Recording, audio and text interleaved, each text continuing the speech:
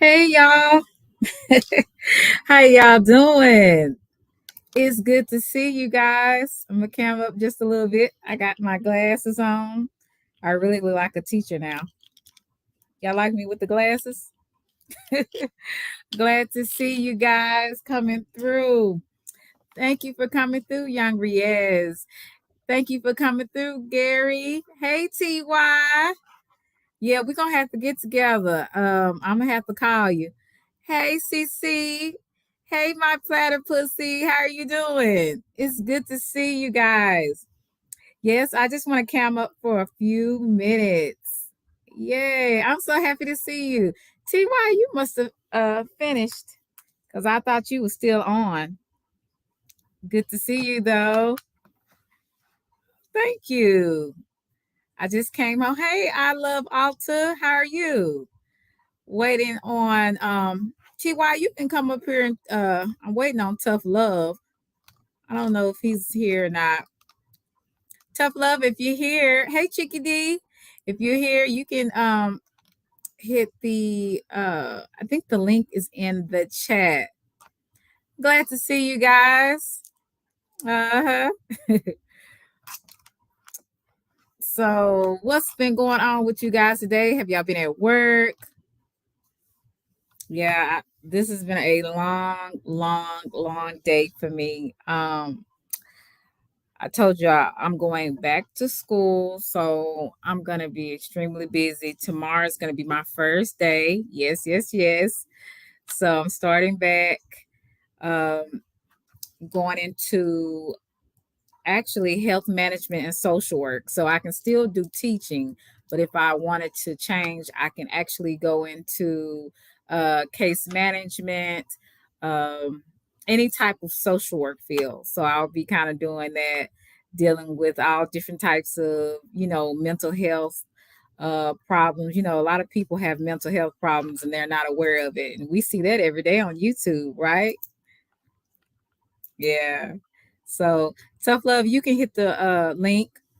Oh, and TY, like I said, we'll get together because that was a good idea that you were talking about earlier. So I'm up for it.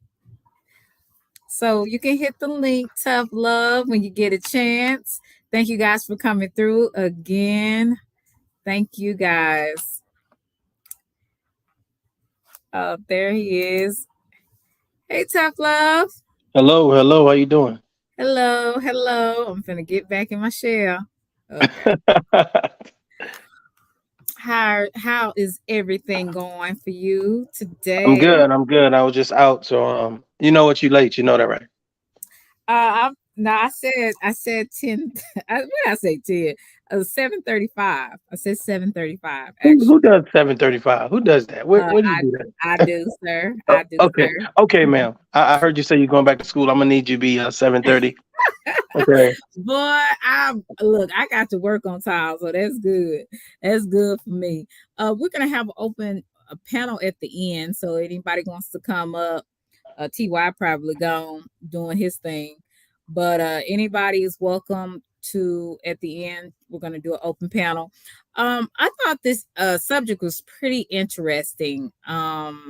Yeah, it was pretty interesting, and I'm glad that I actually saw the interview with both of, I think her name is uh, Dejanay, or am I pronouncing it correctly? Jackson Yes, and that's right. Derrick Jaxn. And you guys are pretty, hopefully, pretty familiar with this person. Derrick Jaxn was, I would say, a relationship guru or expert at one point, and he would talk to a lot of the single women in on YouTube and tell them how to get a man and the things you put up with and the things you don't put up with. And he was on, doing on his platform, doing it for a few years. He wrote some books. He also he did a lot of events where he did seminars about relationships and how to keep a good relationship. But behind the scenes, his relationship was falling apart, which is very interesting. Sometimes people, hey, Miss Coco, sometimes people that give a lot of good advice, they can't even follow through on their own. but it wasn't all his fault, which is most people need to be aware of when in relationships, when there is a lot, when there's issues, it's not always one party. It's actually both. And I was thinking, okay, he's a womanizer, he's wrong, which he was. I thought he was an arrogant jerk. I thought all those things, but when I looked at her interview and I saw his interview, I kind of had a different perspective of him than I did before. Because we, as I know as women, sometimes we tend to look at the man first, but sometimes it's not always that simple. It's a lot more in that's going on. So I would just want to briefly say that, but I'm going to share with you first a little bit of the interview so that you can kind of hear his side on how he took everything when everything happened. It was a scandal where, some women came out and said that they were with him and he was still married at the time. And I think, I don't know if they're going through a divorce or they're separated, but they were still married and he was entertaining other women, and Tasha K brought it all to the front about what was going on and what he was doing. And he had multiple affairs with other women, and she stood by him for a while, and then she finally was like, you know what, I'm done. I can't deal with this anymore. So I'm not going to share her interview. I would suggest that you go to, I think it's Dear Wifey podcast. He interviewed both the wife and the husband. So if you have some time, you can look at her interview. I think she did her interview months ago. So I'm going to share with you his side and his perspective. Let's see. And it's basically Derrick Jaxn says he's reaping what he sows. Let's share this. And please, guys, let me know if you can hear this or not. On time, and then secondly, to make me, I'm saying, my chest hurt just like hers did. Yeah. All right, cool. So when we in this counseling session, back to here, 2017, she going in, and I'm in the present of all the things I've been doing. It's the first time I've come this hard for the relationship ever. And, financial aspect and the security. I'm got down on one knee. I can't do no more than what I've done. But she talking about me like I'm a dog. And the only thing that exists is all the negatives. I ain't done a single positive, So he not only allowed her to say that, he said, now you got this hard voice with me already. I ain't even said nothing. You don't say a word. Not until y'all come back on another session. So it was tough because I'm like, man, my feelings are obsolete the moment that she talked. And she crying and everything. So I get it. But I'm like, man, this ain't it for somebody who already deals with shame, wounds, abandonment, all this other stuff. We did do like one more session. And in that time, I found out she was texting the personal trainer under a woman's name. She had been searching them on Facebook. She had lied about some other stuff. So after that, bro, and she went and said some things that weren't true in the counseling. I didn't even want to go no more. You just say, I'm not going. No, because I felt like, you're not even approaching this genuinely. And at this point, I was questioning if I wanted to go through with the marriage. I was about to ask you. So y'all still, but you didn't end the engagement. Didn't end anything. A big repetitive pattern of I'm pissed, I'm detached, I'm mentally checking out. I'm going to show up as a worse version of myself, but I ain't letting you go. So that's a little bit of ego. It's a little bit of abandonment wounds, whatever you want to call it. We both didn't let each other go, no matter how much we was detaching. That's interesting. I want to stop part one. Okay. So that's the end of part one. Like I said, his interview is very interesting, and actually it started to make him look a little bit more human than I expected. So I'm glad that I got to hear what he had to say, because I was just still like, I don't care what he say, he wrong, and he is. But she also had a part to play in everything as well. She was probably passive aggressive. From some of the interview, I could see that could have some very manipulative ways. And because of her demeanor, she has a very, I wouldn't say nerdy, but she has more of a calm, more of a plain Jane kind of demeanor. about herself, where it could maybe fool people that, oh, she's just nice, she's a helpless person. But both had a part to play. Both were cheating on each other. Now, he did start a lot of the infidelity, but she also again played her part. Now I'm gonna play my friend Toughlove's video. um Man, I ain't trying to hear that dude, man. I ain't trying to hear nothing about no tough love, bro. Please. Please don't play that video. I ain't soft tender love. I ain't trying to hear nothing from tender love. Tender love, honey. Tender love. All right. Let's welcome Tender Love, y'all. Give him a hand clap. Boo. All right. Tender Love speaks. I ain't letting it go. I heard what you said, Derrick Jaxn. I ain't letting it go. I ain't letting it go. I ain't mad at Derrick Jaxn. I ain't mad at Derrick Jaxn. Thank you. Thank you. Because what you show, I'm going to tell you what Derrick Jaxn showed a lot of people. Validate your damn self. Don't go online looking for somebody else to big up you, to make you feel better about yourself, to tell you get up, stop being lazy, stop procrastinating, get on with your life, be the best you. Derrick Jaxn did us a favor. And I say us. I'm not, a lot of people's like, well, he never really talked to the men. He talked a lot to the women. But hold on. Wait. Derrick Jaxn was the work husband. Derrick Jaxn was the man at the grocery store that always complimented your girl. He was the nice guy at church. He was a guy that was delivering the mail and always, for some reason, had a piece of mail for your girl specifically. Derrick Jaxn was the work husband. Derrick Jaxn was the man at the grocery store that always complimented your girl. He was the nice guy at church. He was a guy that was delivering the mail and always, for some reason, had a piece of mail for your girl specifically. Derrick Jaxn did us a favor, and I'm going to tell you something. I'm going to talk to the ladies, and I'm going to talk to the fellas. Let me talk to the fellas first. Here's the thing. It was a lot of men hating on Derrick Jaxn. It was a lot of men hating on Derrick. They like, oh, who you think you is, Derrick? Who you think? And the thing about it is, what was crazy is... Can I say something? Tender Love really needs to be a preacher. He acts just like a preacher, a pastor in the pulpit.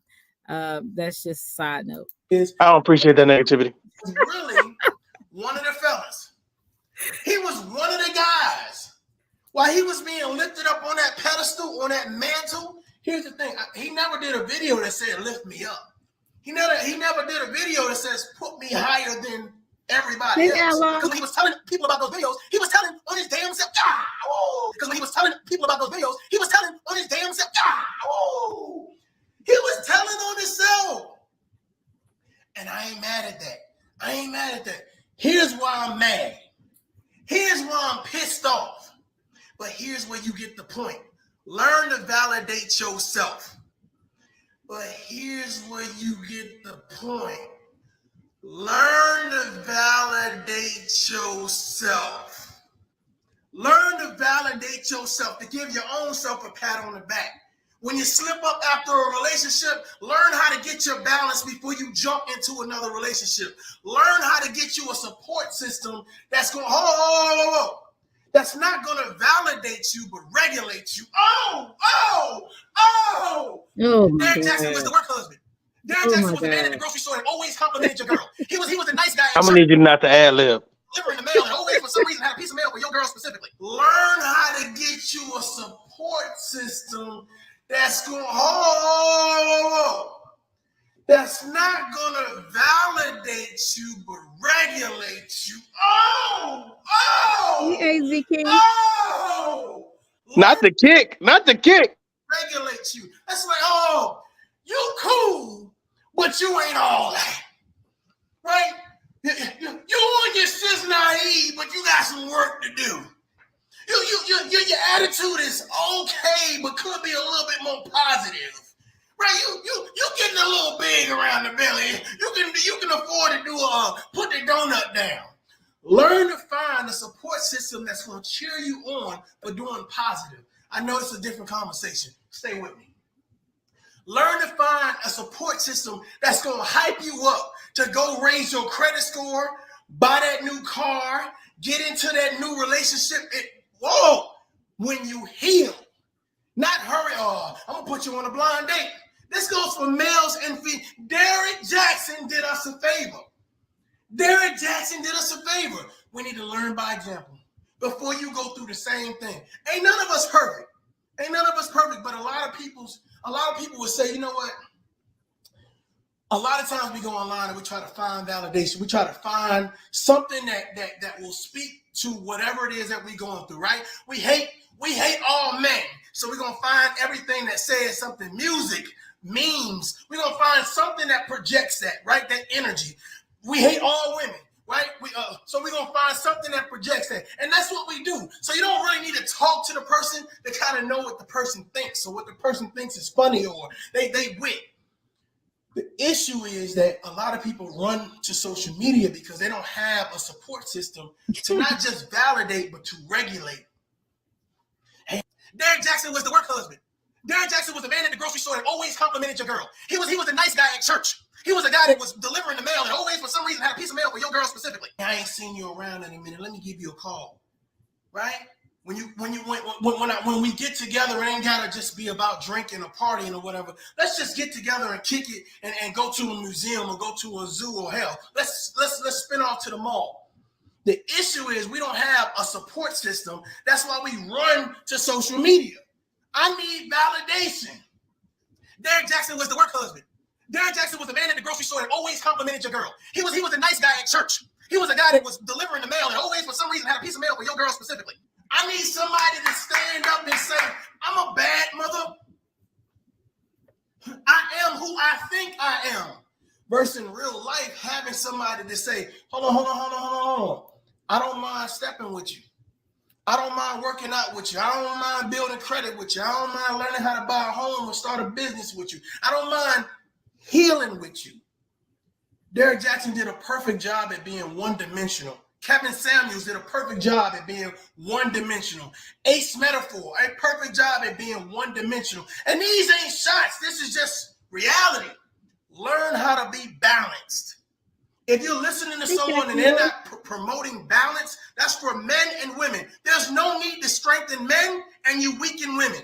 There's no need to strengthen women and you weaken men. For men and women, there's no need to strengthen men. I know you're ready to talk. Let's go. You need to strengthen women and you weaken men. Oh Lord. I don't find Jesus. Okay, can you AZ King said, can you do that kick again? Tell AZ King I said kick me. Can you cam up and do that kick again? I thought it was funny though. Hey, listen, the way my knees set up, it's once every quarter, okay? Once every quarter. Wow. Hey Kevin, how are you?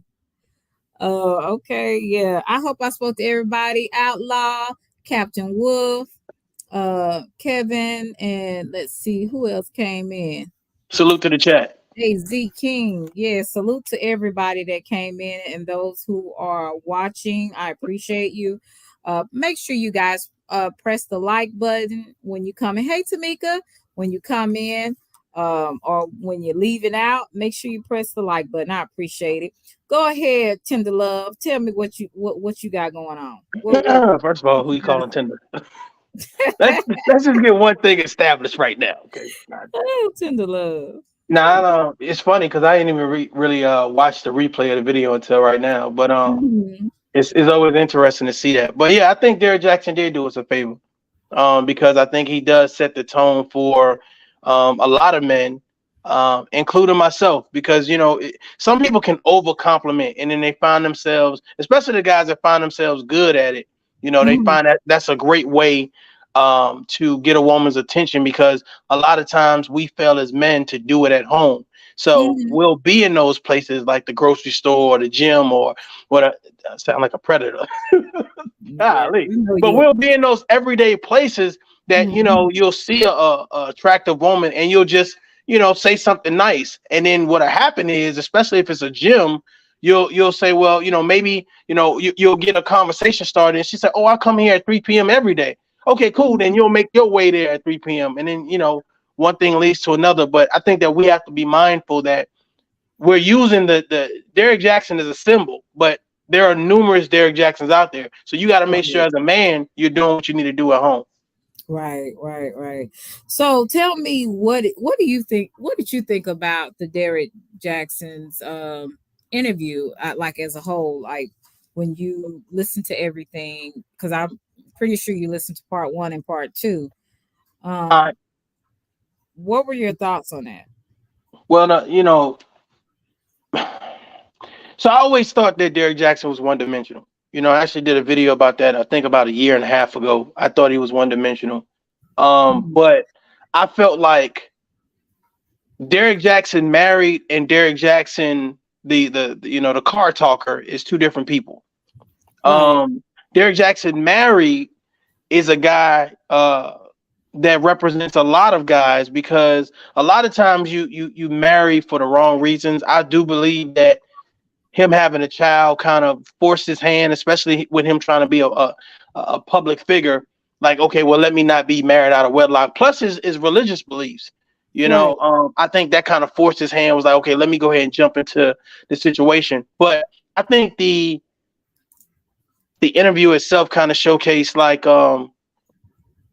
he wanted more out of the relationship, but it wasn't as exciting as he wanted it to be. And I think that by using the Derrick Jaxn from the car, it allowed him to venture out. It allowed the people that he would be attracted to find him.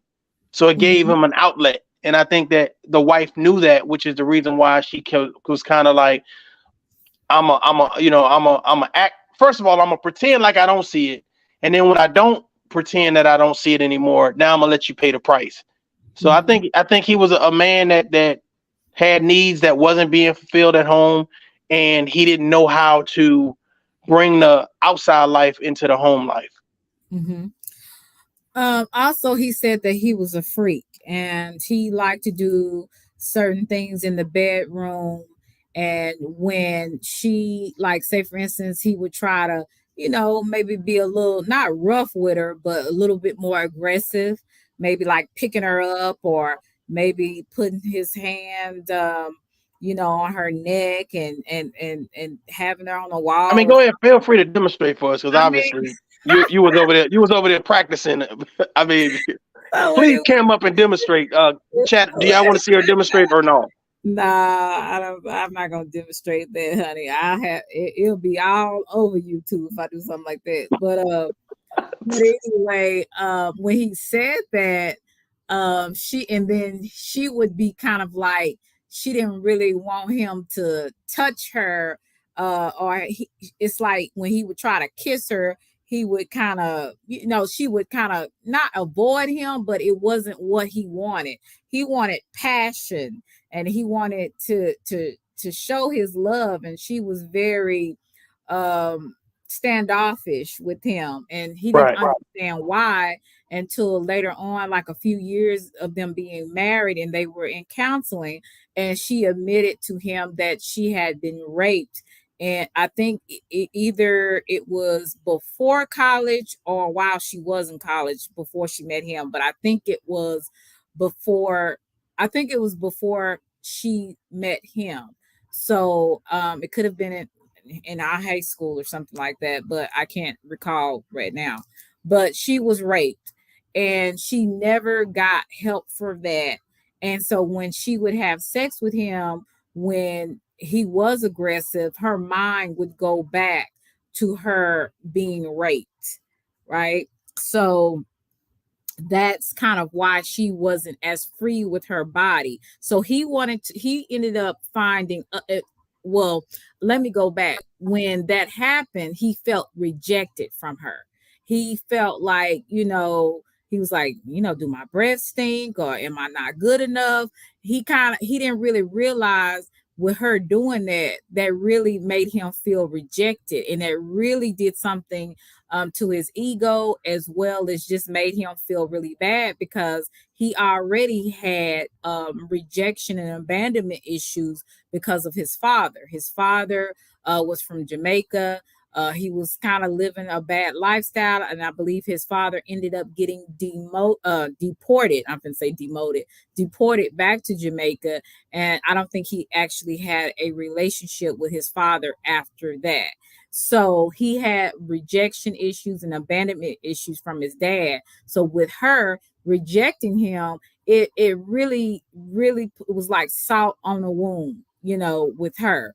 And that's why he started seeking out with other women, because he felt like, you know, even though she would give him some, it still wasn't like how he wanted it. He wanted to feel wanted and needed by her, and he really wasn't getting that. So he went outside of his relationship. This is before they even got married, because they had an on and off. Derrick Jaxn was never husband material. He wanted fame and money and to live the single life.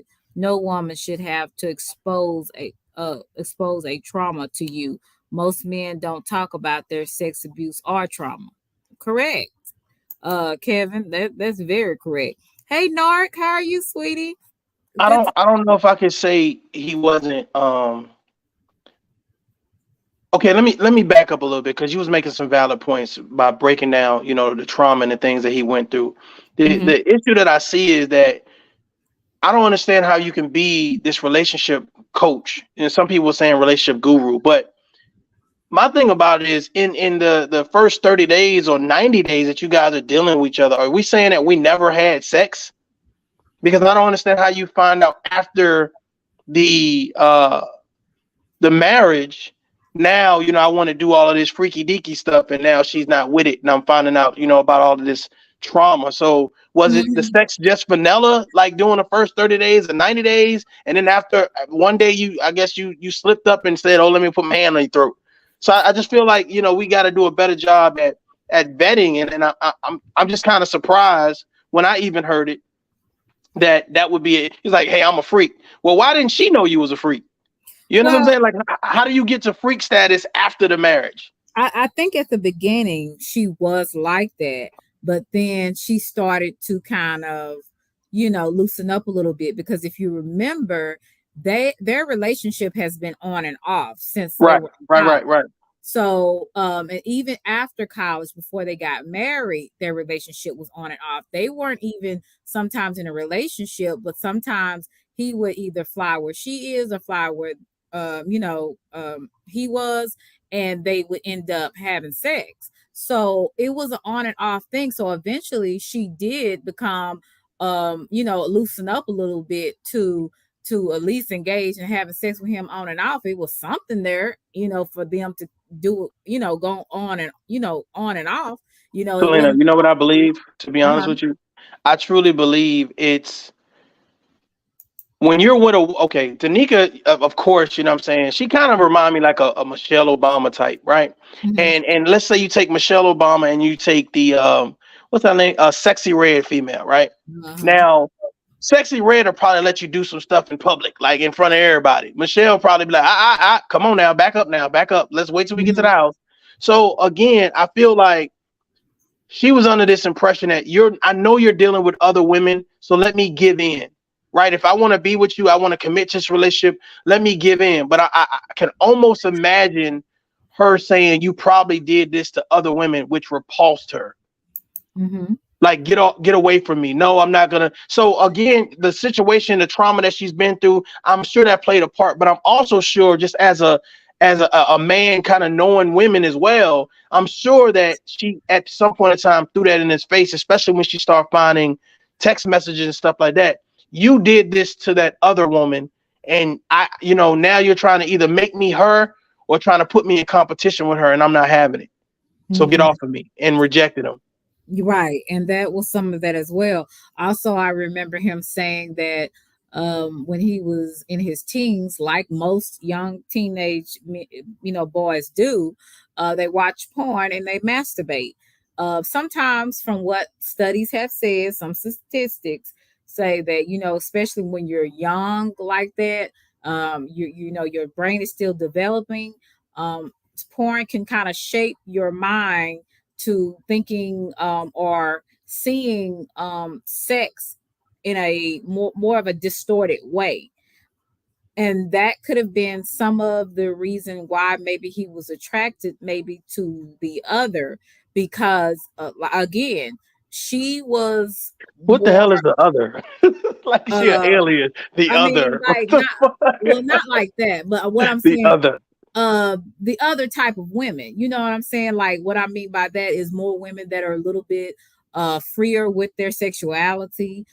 Some may call promiscuous, some may call hoes, and it might not necessarily be a hoe. It may just be a woman that's just free with her her sexuality. Basically, she enjoys having sex. She doesn't mind telling men that she enjoys having sex, and she does it. So maybe he was more prone to going over there, because over to that side, because you know he may have wanted that excitement. Where her, she probably was just the missionary style. You know what I'm saying? And even though he may cared for her, he also, I feel like men go for what is safe. They don't always go for something that is a little bit more risky. And I believe that when it comes to someone that they want to marry, uh, they more go for what is safe rather than. And I've seen it too, because a man can go. To me, I've seen men, they'll pass by a woman that they really love and want to be with. And she's attractive. She's everything a man will want. Most men will want, or whatever, and they'll pass her by and go to someone that is safe, that is a little mousy, maybe more of a plain Jane, that doesn't get much attraction, from other men. So that's what I think. I'm gonna just be honest with you now. And that's just my perspective. I could be wrong, but that's what I see. He went for what was safe, and plus, like I said, the child, she ended up pregnant. Well, she had been pregnant multiple times. She did lose some children, babies, through miscarriage. And this, I guess her first daughter, Marley, uh that's when he proposed to her, and he was really serious about wanting to be, faithful to her, even though he hadn't been faithful to her prior. He wanted to do things right. He wanted to have a good marriage with her. And he said, you know what? I'm going to, stop, whatever I'm doing, because I want to be focused on her and my child. But one thing he did say that I thought was pretty interesting, he said he didn't have any boundaries that he should have had. And that was one of the things, when you get out of the whole phase, you have to switch gears, and you have to start making boundaries that you didn't make before, because he found out, even though he wanted to have the right intention to do what is right, he still ended up falling because he didn't have those boundaries in place when he decide to make the change. And that was some of the things I said, saw in the situation. But I don't want to keep rambling and bore anybody. I was just kind of giving people a recap. No, I think you're doing well. I think one thing that we need to be aware of, and I think we've heard it before, is that once you open up Pandora's box, it's hard to shut it. So I mean, we could call it the whole phase, we can call it the promiscuous, we can call it whatever we want to, but again, to go and have this safe and subtle life, right? This mundane life, and be like, okay, I'm gonna be the faithful man, and the great dad, and all this other stuff, whatever. A lot of people, they long for those things, those safe nights, those family dinners or whatever, but a lot of them want that spice.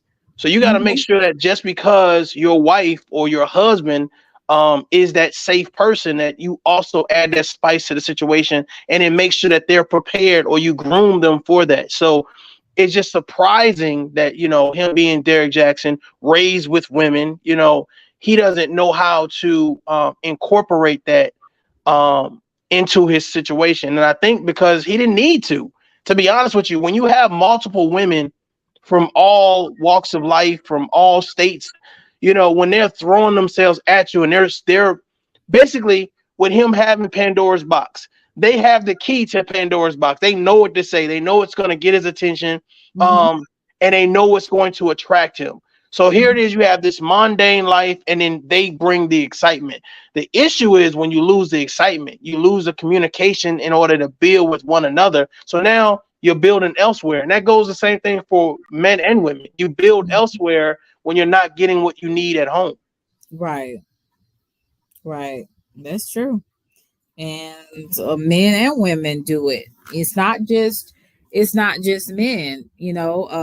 I've heard a lot of men cheating. I mean, not men, but women cheating. Right. You did it. I mean, you remember when you did it, right? uh, you a mess. Oh yes, I did. I did. No, I ain't never cheated on nobody for real though. I really Fire. I'm no, sorry, I got a cold. but I know you have. I know you've had plenty of whole phases, boy. Wow. Wow. That is something else right there. Everybody just leave the chat. Hit the thumbs down button. Everybody hit the thumbs down, please. Shots fired. There's a lot of shots. Sis, you hear this, sis? You see the negativity I got to deal with? Oh, That is crazy. Oh, she already know waterhead.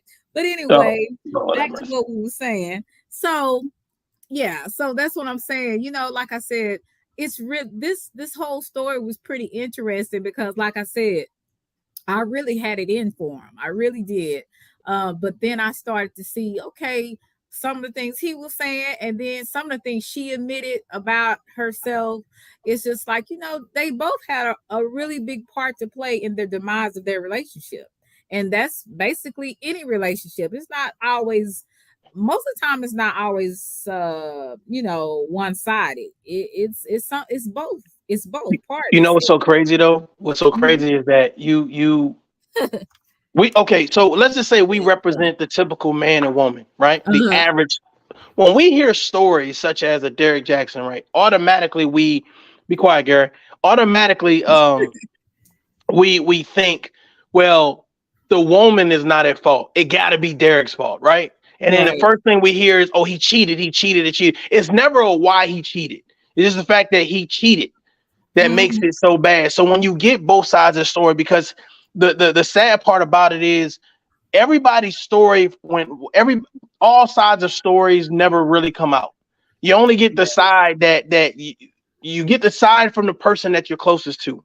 And depending on how supportive you are to the person that you're closest to, depends on how you react to the situation. Because let's be honest, and I think in that first interview, he did a very good job at breaking it down. He didn't say it, but he broke it down very well. He said that they went to counseling, and the counselor automatically, because he was the guy, the bigger guy, etc., and she was soft-spoken and cried, automatically, it's almost like her tears weaponized against him.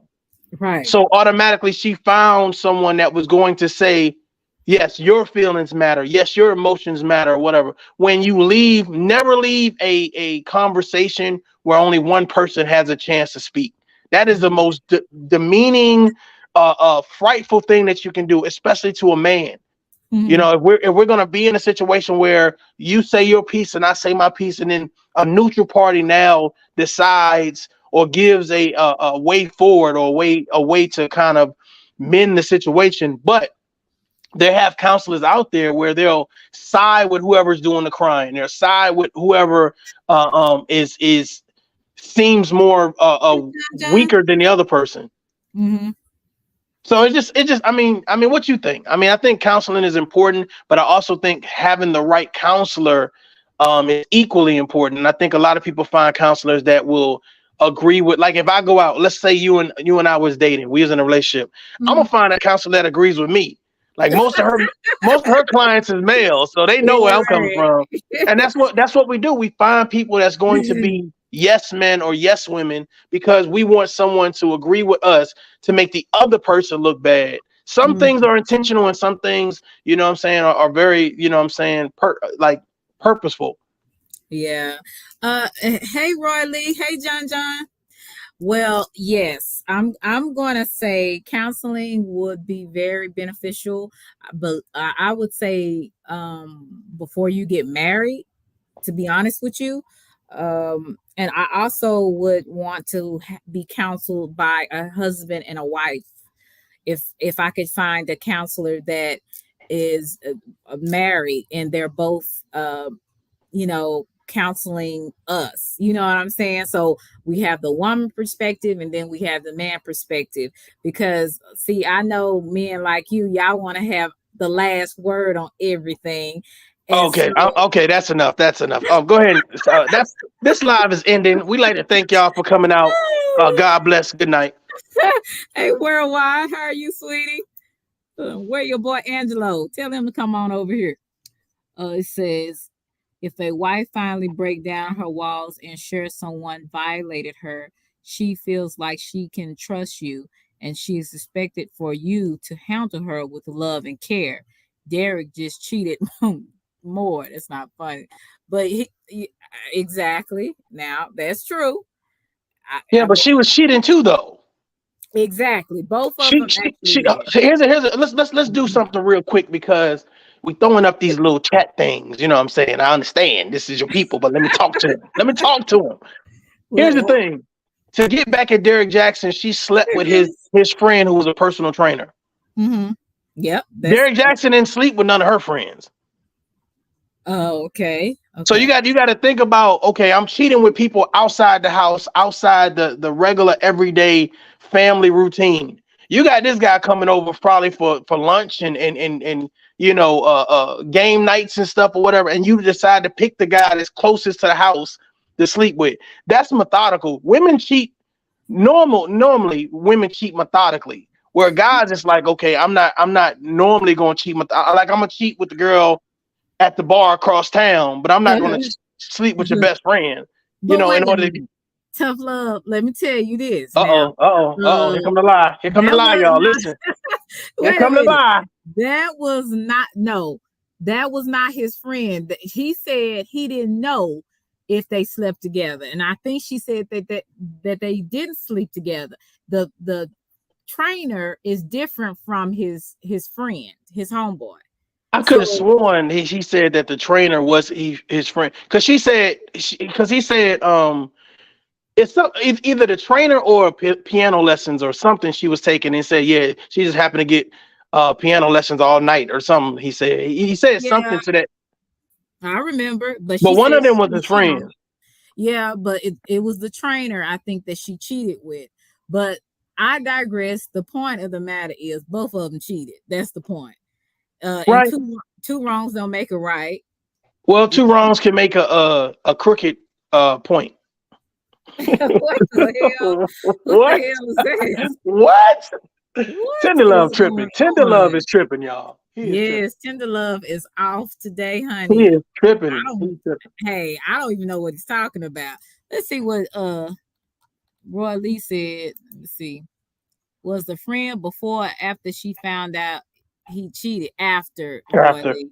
Yeah, it was Yeah. after. Everything she did, it was after. It was basically a response to what he was doing for the years that they've been together. But my thing is, again, she does share responsibility because why would you be with somebody that's cheating on you on and off and to get back at him you go and cheat? Just cut ties. But I guess for some people it's not that easy to do.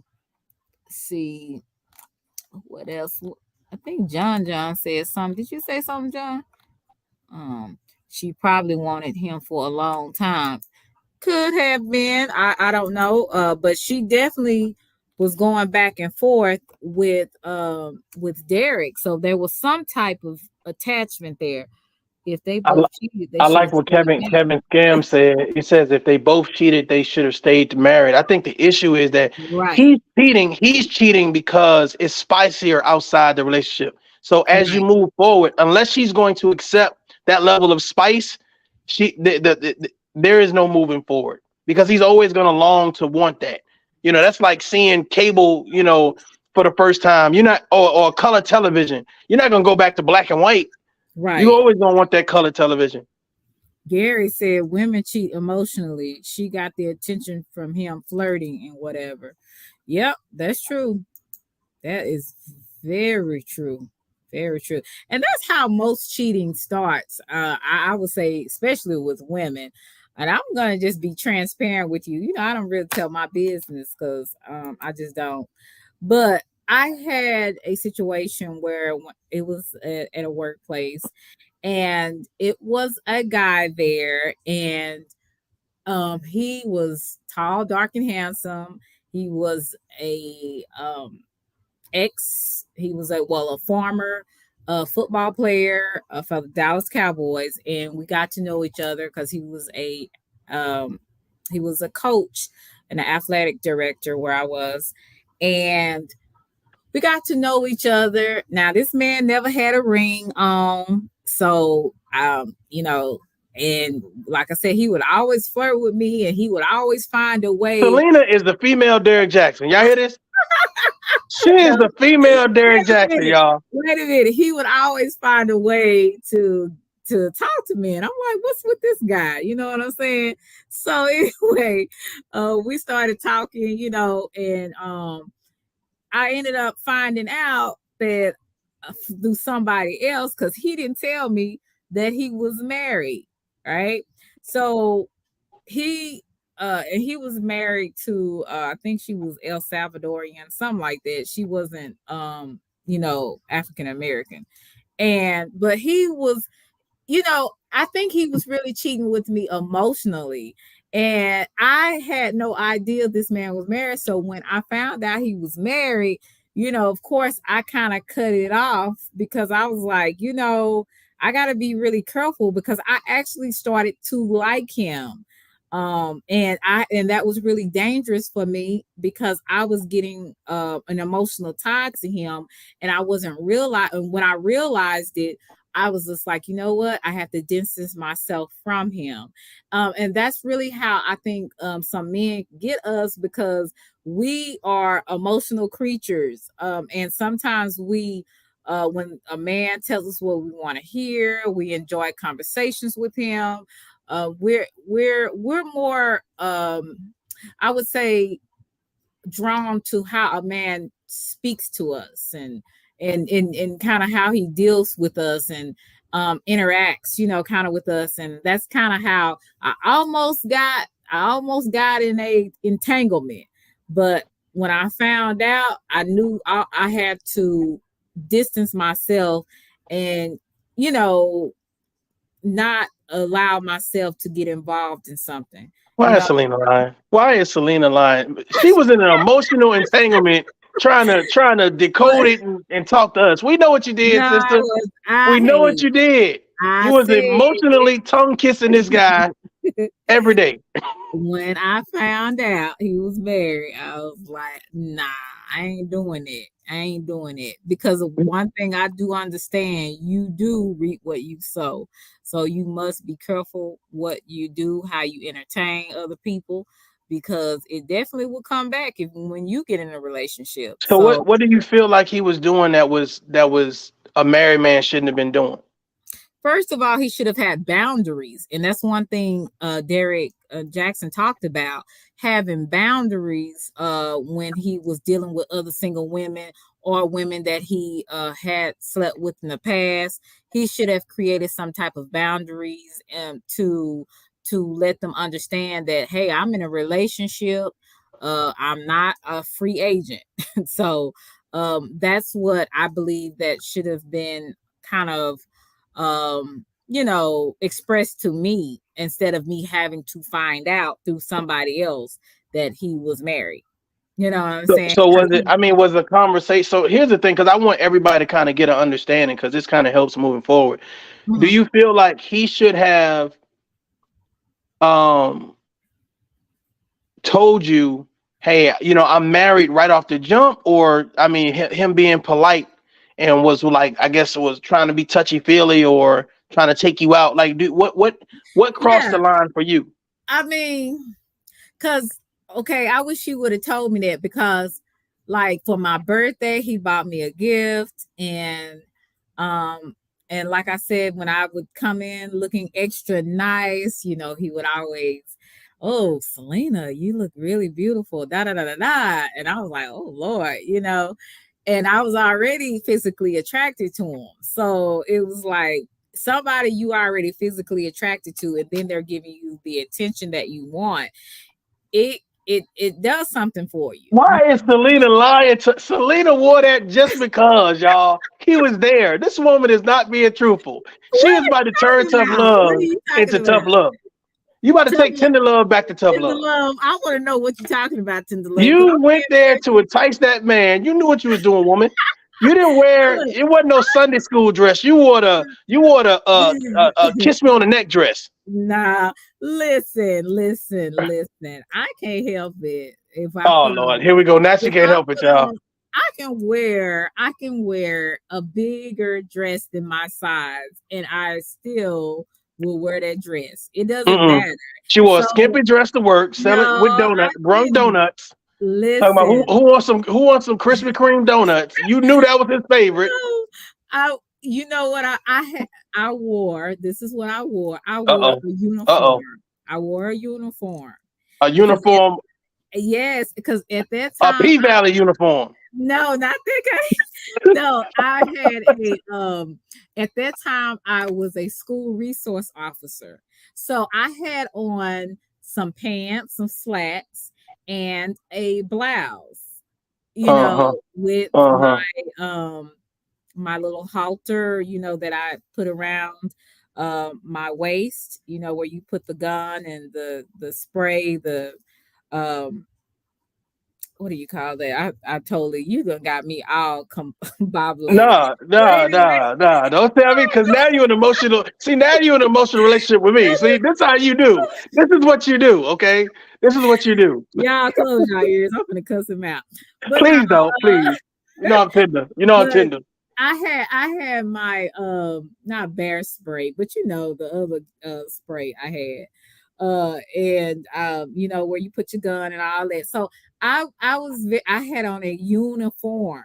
You know what I'm saying? I didn't have on nothing like extravagant and nothing really. Thank you, Kevin. I didn't have anything really well, my pants was a little tight, but Wow. it was the Wow. uniform. Wow. That's how my pants fit. So hey, Okay. That's how you brought them, or that's how you got them tailored. Okay. no, I know what you did, ma'am. I know what I you did. I'm did. about to call little boy right now and say, what she do, bro? What she do? I need Oh, to hear his side. Just like we heard Derrick Jaxn's side, we need to hear Lord. his side. I just walked in there, okay, and I was myself. The thing was, I ignored him. Like, I'm a kind of person, I can walk in a room and I don't pay people no mind.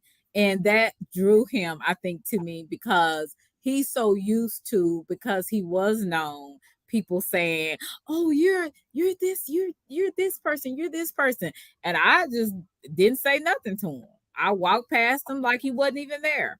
And it's not that I was trying to be rude. It's just that I'm like, I don't know you, and I'm not a very extrovert person. I'm more introverted. So I don't really go up to people like that anyway. I don't care who you are. So and he was like, "Excuse me, you ain't gonna speak to me," or something he said. And this when I was first met him, I was like, "Who are you?" You know what I'm saying? Even though I knew who he was, I'm like, I don't have to like, "Hello, how are you?" But what else you want from me? So I think that kind of drew him in, because I didn't act as if he was this type of person or a celebrity.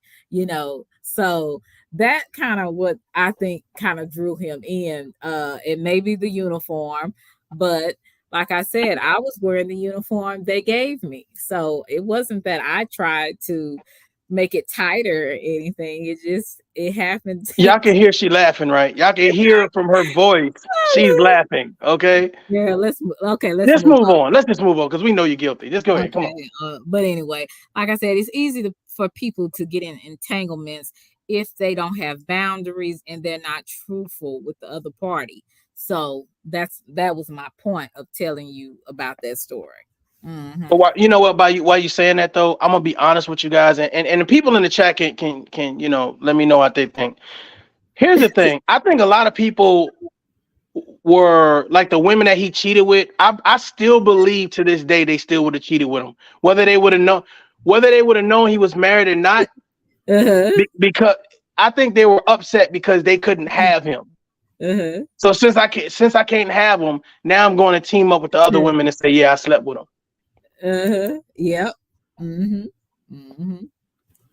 And a lot of women like celebrities. A lot of women like men in power. You have some type of leadership, or if you have an authority, you're really confident. Because it's some women that you don't even have to have a lot of money, but you act like you have confidence. You act like you own the room.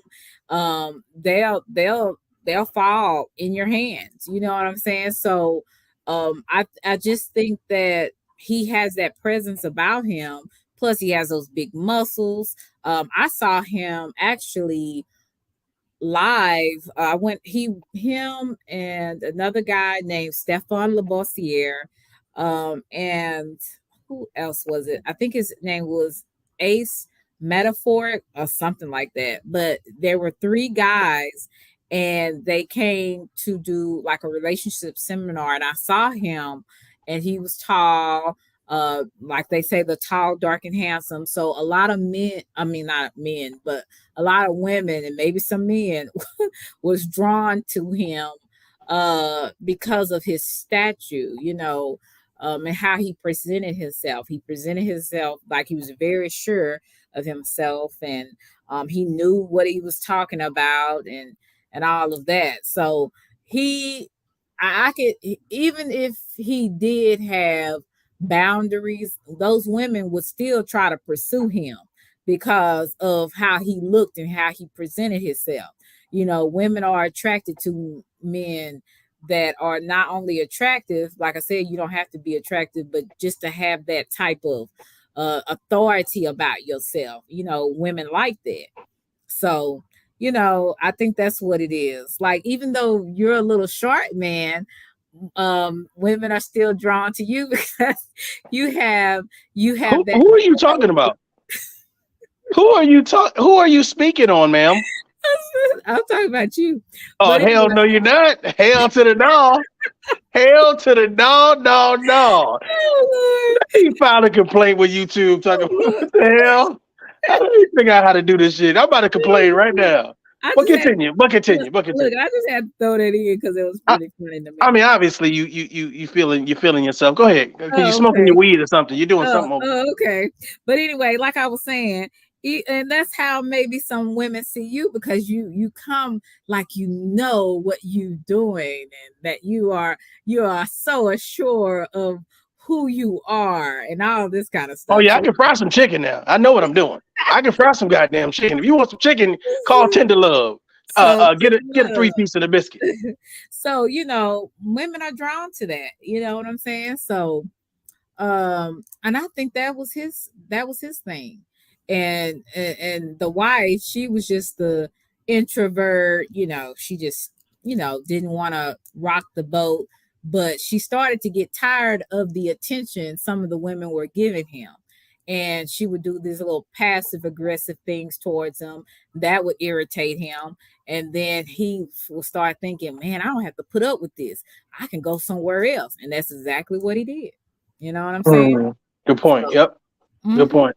Yeah. Definitely I know what I'm talking about. Tender Oh love. yeah. No doubt. No doubt. The prettiest girl in the room. You. Oh, you talking about Gary. Thank you. Bless your heart, Gary. Just bless your heart. Gary knows. Gary understands, honey. He understands. But I want to share a little bit more of the Derrick and Jaxn. I can say Jack video with you. And Tender Love, do you want me to share the other video that you sent me, so we can kind of go back and forth on that? Sure, that's fine. Okay, I'm gonna share this one with you. Thank you guys for being patient. I know it's a lot other things going on, but I appreciate you guys for coming through and spending time with us. Let me share the screen. Let's see. Share this with you so you can have, for those who haven't seen it. My new homie, Derrick Jaxn. What's going on, brother? Derrick, listen, man, people been saying, when are you gonna come on the podcast? When I'm gonna come on any podcast up until recently. So what made you decide to go do it? I'm not really big on coming and doing interviews and talking about myself, but this one is a little bit different because it involves, things that kind of hit closer to home. So I felt like I could contribute something to the conversation. If it's going to be had, I think it's best if it's had with both sides of the story, and one day whenever my children do see mommy and daddy talking about this, I want them to see where we both stand and hopefully how we both resolve things. So, hey, do me a favor and pause it real quick. Hey, mommy and daddy. So you're now I know it's a setup. Now I feel like not necessarily a setup, but that definitely was planned. That definitely was planned. Okay. Because the way he said it, he said, mommy and daddy, when they talk about this situation, he could have went on a totally different podcast, but he just went on the same one his wife went on. Right. You know what I'm saying? So it's like, okay, this is what we're going to release. We're going to be honest, but we're not going to be like down to the bone. Because this is what happens. What happens is if they decide to separate, right, and they say, okay, we're both going to launch our own brands. Women going to follow her because of what she's been through, and she'll sell that narrative. And then, of course, other women going to follow him or still support him because he's now being truthful and honest. And they're both seeming like they're on the same sheet of music. It's almost like it's a team effort, but it's not a team effort, if you understand what I'm saying. Okay. Yeah, so, I just want to say that. So you think it's like a play?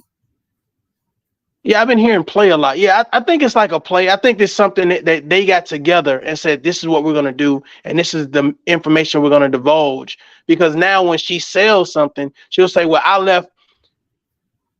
Her interview to me gave, I've been through something, but I healed, right? Mm-hmm. His interview gave, I've been through something. It was traumatic, but I healed. So now you can go back and sell that. I can teach you how to heal. I can teach you how to get through your hardship and trials and tribulation. So it's a great play. If it's a play, it is a great play. Okay. Yeah. John, I guess he agrees with you too. He thinks it's a play as well. Thank you, John. Appreciate it. Ex-wife or current wife, I know y'all going through whatever y'all going through. Naia was on the podcast. A lot of times people, when I did the episode, I was laughing a lot on the episode. She has this funny wit. She has this I say this little Seinfeld humor. Yeah.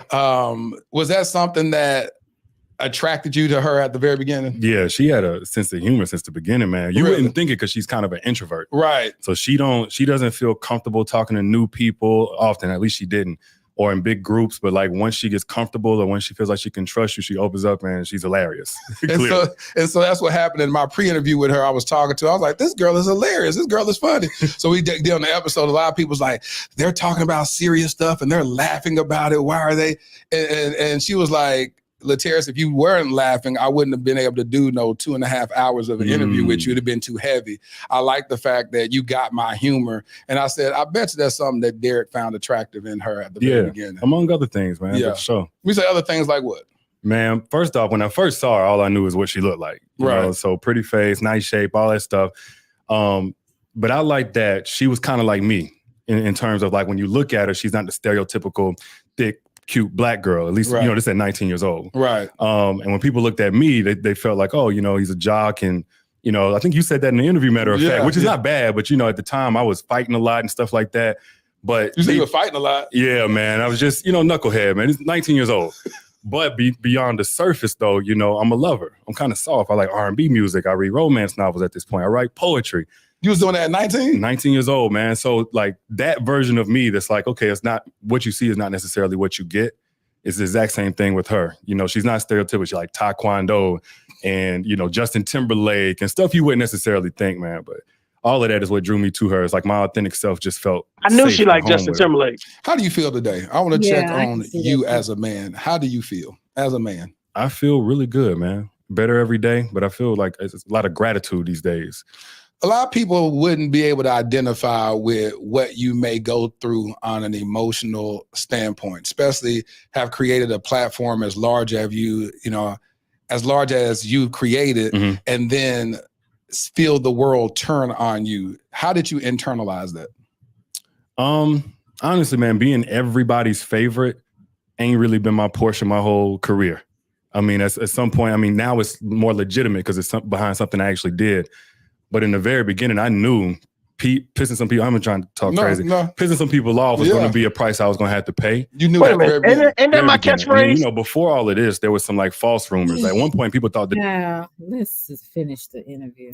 Nair was white because I showed a picture briefly. I posted my baby girl, my first daughter, Marley, and her hand was wrapped around my finger, and it was so light skinned. They said, "Oh, he only dates white women," and I lost followers. I'm talking about it was going viral, all the YouTubers. So. Honestly, man, since then, I already knew, like, okay, people online, they're going to have their thoughts or what have you, and you can't see yourself through that lens.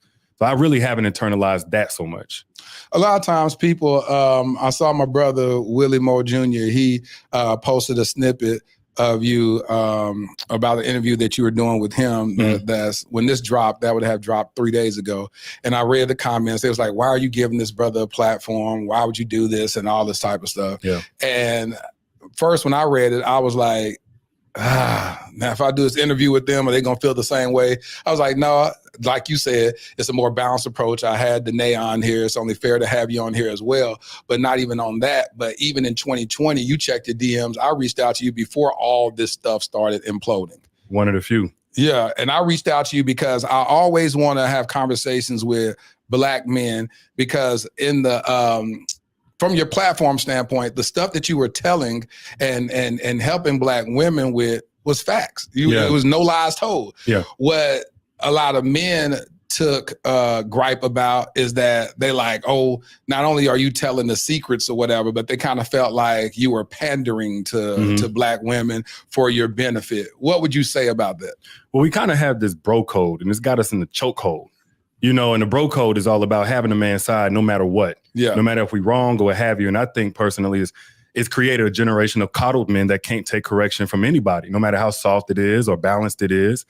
So when I'm saying all of this, you know, of course there's different layers to it. Some of them think, oh, it's because he wants vagina, because he wants money or what have you. But man, I was raised by a single mother around two sisters. Naturally, I lean towards the woman's point of view on things. Okay. So my thing is to Tender Love.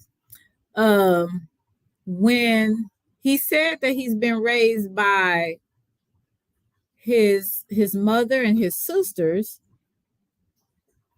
and he is more, I would guess, empathetic and sympathetic with women, why is it that you think that he didn't realize that hurting someone that he so-called love,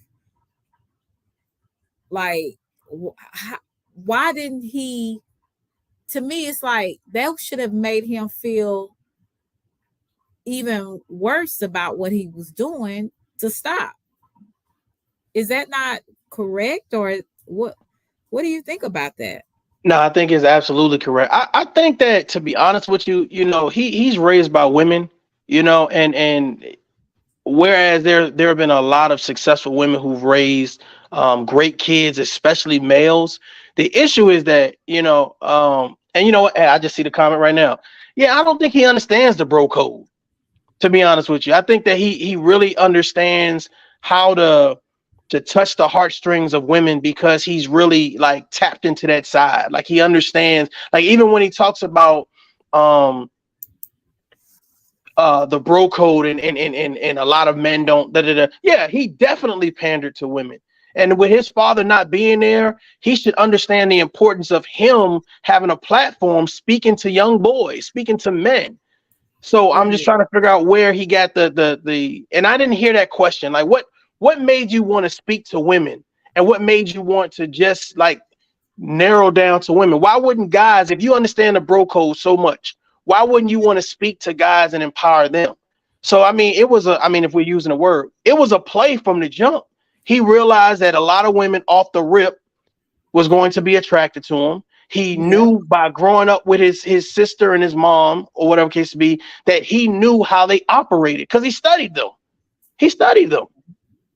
And then what he did was put those two things that he had working for him, you know, in a car and sat down and spewed some stuff out, and it ended up working for him in the end. But I don't think it's about telling the bro code. I think that, to be honest with you, you broke the bro code, because I mean, we're supposed to be protectors, providers, and role models and leaders, you kind of failed at that. If that's I mean, especially once you took those vows. Right. I'm kind of skipping through the interview because it is long. So, yeah, Toughlove is on point. So they're agreeing with you. The men are. Let me fast forward it in some. I'm just gonna do in some different spots and in the live. So I mean, in the interview. I had a boyfriend one time, and she stopped. And for me, I mean, it was dramatic, I guess, but I said, "Oh, she don't love me like that anymore." Right. So now I grow up and I'm really guarded. I'm really good at just going inward when I have something wrong with me, et cetera, and not letting people get too close. Even girls like, oh, I can smash, we could do whatever, we could talk, but I'm never going to give you my heart. Yeah. But with Naia, none of them guards stayed up. So I was scared because I know like I'm feeling something I've never felt before. And I don't want to mess this up. I know she's too good for me. So like, God, help me become somebody I'm not, because I don't know what I'm doing here. So during that time, you wasn't the type to be monogamous, was you? You just said I didn't have no relationship to be monogamous in. I was doing my thing, like, you know what I'm saying? Like, and so this one, you just said, why'd you want to give it all up for her? I felt something with her I never felt before, but it was emotionally based. Looking back at it now, it's like, man, I was so unprepared, and for something like that, you don't know how important that role is. You and playing somebody's life where you're going to give them your heart and they're going to give you theirs. Yeah. You hand somebody the keys to your sanity, your physical health, and so many other things. But we were taught later, if you love somebody, you just go be there. Yep. And you trial and error. Yep. And there's a high price to pay for trial and error, as we both learned. So as y'all were dating each other in college, what that looked like? Were y'all what grade were you in at that time? I was a sophomore. Second year, she was a freshman. All right, so sophomore and freshman, second year, and you were like, this is my woman. Were you exclusive with her during that time? The first couple of months I was exclusive. I don't know if I ever had the proper boundaries, but for me, it was like, of course, don't cheat. Don't go sleep with another girl. But I would say after that honeymoon phase, the first 2 months is when I can remember. I don't remember the exact thing, but I remember feeling really rejected by her. And I didn't know what was behind that because, okay, I don't have aggressive energy towards a woman except in intimacy. And so how I would express my affection oftentimes was aggressive. Like I want to pick her up. Yeah. I don't just kiss her. I pin her up against the wall, put my hand around. I'm not trying to get graphic. Yeah. There's context here. So, I come up behind her and hug on her, kind of aggressive. But that would make her really, really shut down. And I didn't know what was going on. I felt rejected. Like, why you don't want to kiss me? My breath stink or something like that. So we would have, and not only would she shut down, then it would be tension. It would be almost hostile. So again, this wasn't until about a month and a half, 2 months in, where it was like, now it's back-to-back things. Now I come up on the kiss her and she like kind of pushing away. She can't stay far enough away from me. She's kind of mean towards me. And it's kind of a flip side. And I didn't know part of what I was feeling didn't have nothing to do with the relationship. It was much deeper. But I remember like, man, my breath getting short. I'm like, what is going on? Like, I ain't never been so sensitive to rejection because we all get rejected. But this is the first time I felt that. And what felt safer was to go out and at least have friendships with other girls. Just the conversation felt like receptiveness, like acceptance again. Mm-hmm. But those loose boundaries turned into no boundaries. So, if we continued to clash and she continued to pull away or what have you, and I'm not getting no answers or whatever, I'm especially in my prideful state. I'm thinking, man, she got me effed up. So I'm over here doing the right thing and she over here acting like I ain't nothing. So now there's a party tonight or there's a girl on campus and then she got her own dorm room. And that's whenever I started messing around. Which is interesting. Now I realize something. You were trying to be on the straight and narrow and that aggressive personality that you had, because she told us on the podcast that she had experienced a rape 2 weeks before y'all met.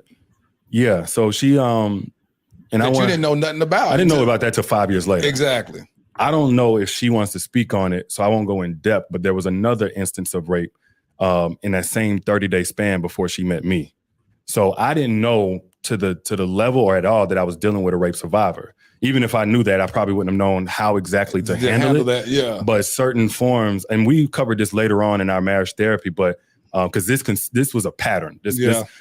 Everything that happened that was really painful was really one long repetitive pattern. Right. Me feeling rejected for this, that, and the other. And she handles, becoming okay again a certain way. But I didn't know certain forms of affection that were natural to me just felt scary to her, put her back in a certain space where, you know, certain things that happen. So yeah. And that's so interesting. It's like, I'm getting understanding. It's like you have this woman who has experienced this huge violation of her body, her soul, her spirit, this brokenness. She meets this guy who she says she just loved the mess. She loved your dirty draws. You're wanting to show your affection. You grabbing her by her neck. You've been aggressive physically, you know, from a sexual standpoint. She's getting nervous. She's getting triggered on all levels. Don't even realize that she's been triggered like this. She's closing up rejection to you because you've experienced that growing up. Mom no longer is kissing you and tucking you in bed at night, rejection. So now you're like, well, now I'm going to go self-medicate. I have this history of looking at porn, and now the way I self-medicate is watching this. So now I'm going to do the outward extension of that. Yeah. Now I'm over here hanging out with girls. One thing leads to another. Now you over here smashing. Now it's triggering her. How did she ever find out when you first cheated on her? Well, we were both triggering each other and didn't know it. Right. I was triggering her with my affection. She was triggering me by pushing away. I didn't just continuously, because I had this weird thing, man, where I would do it and feel guilty. Would you tell? Man, I'm would tripping. No, heck no. Okay. No. So I would do it and be like, oh man, all right, you know, you messed up, you did your thing. Again, but we kids at this point. We're 19, so would the 20 girls years be old. running back to her? Nah, they didn't do that either. I don't even know if those particular girls knew we were together. You walked around holding hands on campus? Not all of them was on campus. Not all of them was on campus. Yeah, we talking. I'm trying to dig back because this is 15 years ago. That was a long time ago. But I remember. I'm gonna stop right there. What are you thinking, Toughlove? What are you thinking? I'm thinking that motherfucker did a lot of cheating. That motherfucker said, I'm trying to dig back. God damn. How much cheating did? No, but to be honest with you, Selena, I'm going to be honest with y'all. And this for everybody in the chat, man. Like, I understand that people go through trials and tribulations and trauma, but it's like, bro, like, listen, y'all both in college. What positions is she putting herself in where it was almost 2 instances of a sexual assault? Right. Like what? I mean, what college is this? Because I don't want my children to go there. Like what instant? Like, and then that's one thing. But another thing is like if you are in a situation where touching someone triggers someone, they're not stable enough to be in a relationship with, bro. Like to be honest with you, you know, you're in college. That's probably one of the most experimental times of your life, right? Sexually, drugs, just a bunch parties. It's just a bunch of stuff going on, and you find a woman that's had all of this trauma going on, and of course you this jock in college, so now you're getting all this attention. Of course she now is, you know, she's attracted to you, so it's like, well, I want to do the things that I do with the other females because I'm a jock, because I'm getting all this attention, but I can't do it, so now I go lacking. And then now that she feels like, okay, well, if I'm not giving you the attention, somebody's gonna give you the attention, so now she's forcing herself through it. Right. So now she goes lacking, and this goes on and on for years. That's a toxic ass relationship. I'm gonna be honest with y'all. That's just some narcissistic. Well, I'm just gonna be here just because. Well, I'm just gonna do it just because. So to me, it felt like not a love-hate relationship, but it felt like, well, I'm gonna be here just because until we can figure it out. Right. It's crazy. That's just how it looks to me. Like I said, it's a relationship to me out of convenience. Like that's what I seen their marriage. I felt like he felt that she was safe, and that was what it was. You know, he was used to her, and then, like I said, with her getting pregnant, that they added to it. So that's what I think it was. I could be wrong, but that's what it seems like to me. You know what I'm saying? I don't think it's a mama issue though. I don't think it's a. He to me comes across as very comfortable with however he was raised. His daddy wasn't there. Okay, let's pour a little bit off of Derrick because his daddy wasn't there. There's a lot of people daddy wasn't there. He felt to me very comfortable, especially once he got to college and he was already in that phase that he was in. He met her, she seemed kind of cool, she was kind of sexy or whatever, probably on a debate team or whatever case would be. Totally different, you know. It's like, oh, let me conquer this. Then once he conquered it, it was like, well, I'm gonna make you my girl, but however, comma. You see what I'm saying? If you're not doing what they're doing, so I'm gonna come here, like kind of like you said, a safe place. I'll come here and be here, but then I'm gonna go out into this world and do my thing or whatever. And I don't think he never got out that phase, to be honest with you. He stayed in that phase. I don't want to call it the whole phase, but when you're getting it like that, it's hard to act like you're not. Right. That's what I saw too. Like I said, I think, I don't know if you've seen my community wall, but I believe a lot of us get into relationships, or we model relationships on our dysfunction, if that makes sense. Um, because of what we have adapted to or what we're used to.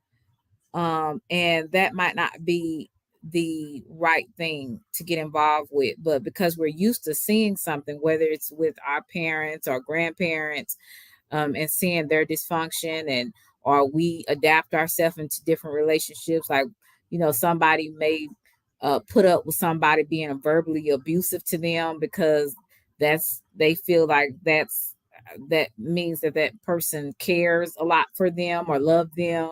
We adapt ourselves to all types of dysfunction because of the things that we've been through in our childhood, even into our adulthood. That's how I see things. Hey, Bronx, how are you, sweetie? You Thank you know for what? coming through. Gary made a good point. I don't know if you could throw it on the screen, but it says and because she was rejecting him, what made him stay? Conquest. That that Yeah, that notation ego. of that Uh-huh. notation of I can change her. Ain't that a lot of reason why a lot of women stay with a lot of men? I can change him. I can make him better. I can make her better. And I Right, think that was a part of the situation too. Hey, she already has all of the qualities that I like. She's just not as freaky as I want, or X, Y, and Z. But I can change that. I can work with her. And I think that's what it was for him. But for her, of course, I'm with the jock of the school. I'm the talk of the town, right? right, right, He's big, he's strong. Like you said, he's dark, he was handsome, he's all these things. So it's like, okay, I get this fairy tale because she gives me I want that fairy tale perfect right. marriage. And Yeah, then and she's like, well, I can work with him. I know he has some infidelity issues, but I can work with him. I can change him. So I think they were trying to change each other, and one thing led to another, and the change didn't come like they thought it was gonna come. And then them babies got involved, and then more people hmm got involved, and of course, hmm social media now it adds more fuel to the fire. So right. it's a very interesting couple. Yeah, because like I said, she was more of the mousy, kind of, I always used to say black white girl, kind of thing, because and I don't want to offend nobody, but she was a black girl, but she liked some, like Justin Timberlake, she liked drawing, and she wasn't the typical um you know, black girl in college that, goes to the parties, that's maybe in the cheerleading squad and all that. She was kind of to herself, and she was an introvert. She probably liked, I think, listening to rock music. She was into that kind of thing. She was a And good girl. yeah, she was the goody She goody was a good girl. girl. Yeah, she was a good girl. Um, Probably did some sneaky things every now and then. yeah, probably But she did. was she was a good girl. And again, being safe like that, it's like I could possibly Hey, see a Magruder. future with this woman. And I Uh-huh. think that's really what kind of draw. Because I mean, I seen her doing an interview. I was like, man, she's attractive. You know what I'm saying? Mhm. She cleans up well. She speaks very well. And you probably could do certain things, you know what I'm saying, with her that's exciting. The issue is that he wanted somebody that was probably going to take charge in the bedrooms, or do some groping in public, like somebody that's exciting and exhilarating, that was going to Mhm. stimulate the other side of his brain. Facts. I agree with that. I hope you heard me, Magruder. How you doing, sweetie? Thank you for coming through. I don't know if John is still here, but I definitely would like to hear what John has to say. He's been saying a lot of great things. Everybody in here has been saying great things. Gary, you're welcome to come up as well. I don't think he's a mama boy. He just has rejection issues. Yeah, which started from his mom, so he took it out on women in real world. Um, that could be a possibility. I know he said his mom sometimes would have to work 2 to 3 jobs, to kind of provide for them. So she was rarely at home. He did ended up having a stepfather. His biological father was Jamaican, and he also used to do a lot of different crimes to where he was deported back to Jamaica, from my understanding. So he also felt some abandonment issues, some rejection issues from his father not being in his life as well. So there's a lot of different factors in this situation, that kind of make, and I think Danae also, she didn't really have a strong father role model as well. I don't think her father was in her life either, from what I can remember on her interview. And then, of course, she went through the R word, and in a young age. So she had a lot of different factors as well. So this was just basically a recipe for disaster, but on both ends, from what I see. And that's why it's very important that people get some help when they have these type of situations, whether it's through counseling or some type of I would say some type of avenue where you can get somebody to kind of help you through the situation, because you can't do everything by yourself. You just can't. So and sometimes we get help a little too late. Let's see. Sometimes him bringing up her trauma comes off as if him taking advantage of her vulnerable with religion. Religion. Eventually, she cracked. Correct. She did crack, and that's why you when the situation first happened, first she was by his side, then after that she started getting on social media, saying that she was talking about a hair bonnet that was the helmet of salvation and all this, and people were laughing at her because they were like, this lady's a kook. But she really was trying to, I feel like, manage everything that was going on with her, and she just didn't know how. So she went into some of her, spiritual practices, and she was talking about, the Bible, and using scriptures. She just was like, I think she was just going through so much at the time. She just didn't know what to do. And You know so what? Mhm. Go ahead and finish your last statement. Go No, ahead. but she felt like her spiritual base, which was her church, and and it sometimes it made her look very strange, because she needed more professional help. But go ahead. I definitely agree that she needed more professional help. I'm also going to say this, like, ladies and gentlemen, when you're dating somebody that has a celebrity status, your foundation has to be solid. Mhm. Your I'm gonna have to say it. I'm gonna say it. Here we go. Your thought process has to be understanding and reasonable. If Uh-huh. you already insecure and you have a man or a woman that is attractive, that and then they get a platform where now it invites other people to not only be vulnerable with that particular person, but then try to sell themselves to that particular person. So Mhm. I'm sure a lot of these women didn't say, oh well, um I know what turns him on, but I'm damn sure when they pulled up, they looked their best. Mhm. They complimented him. They, oh, is that fresh cologne or whatever it is. So the Mhm. issue is that when you're insecure, you kind of add fuel to the fire, because Mhm. now your insecurities plays this whole role. Because she did a great job at hiding, Yes, she right? Because did. I mean, once I'm sure her friends and family was like, "Girl, your man getting all this attention. Da, da, da, da, da. You need to make yourself known, or you need to see this or see that." So I'm sure these people brung this information to her and put it on her doorstep. So then when Yeah. she sees it, she's now not publicly saying something, but when he's coming home, he's getting a mouthful. And I'm Right. sure at some point in time, it's draining. So even if he didn't cheat that night or cheat that week, you got to understand, you got a woman that's home. She's already insecure. And now on top of it, you got other women that she deems either more attractive than her, more successful than her, or whatever the case may be. Mhm. Now she's like, oh, well, I need to check you because I can't check them. So I need to Right. check you. I need to put this at your doorstep. So now how do you balance that? Do you Right. draw back from the people that's giving you money and donations, or do you try to fix your household? So I'm sure, as we say, she cracked. I'm sure he did a little bit of cracking. It might ain't crack all this shit, but I'm sure at some point in time he got sloppy because he was kind of overwhelmed with the situation. I got my home life and I got my social media life, and they're kind of melting together. So I'm sure at some point in time he was overwhelmed. Maybe not a long time, but I'm sure it was overwhelming at one point. Right, right. And so yeah, that's really good that you noticed that too. So like I said, this is I mean, I came in this situation looking at it one way, and when I finished with the interview, I started looking at a lot of different ways. Like I said, it was just amazing to me some of the things that I said, I was being biased on because of him. But like I said, both of these people had a part to play.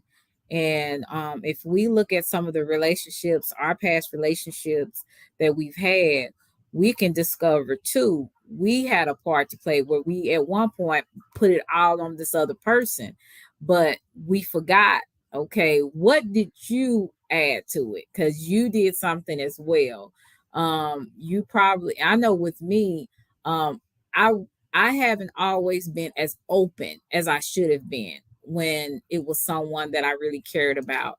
And that was one of my downfalls. That was one of my flaws, that I wasn't always open when I should have been.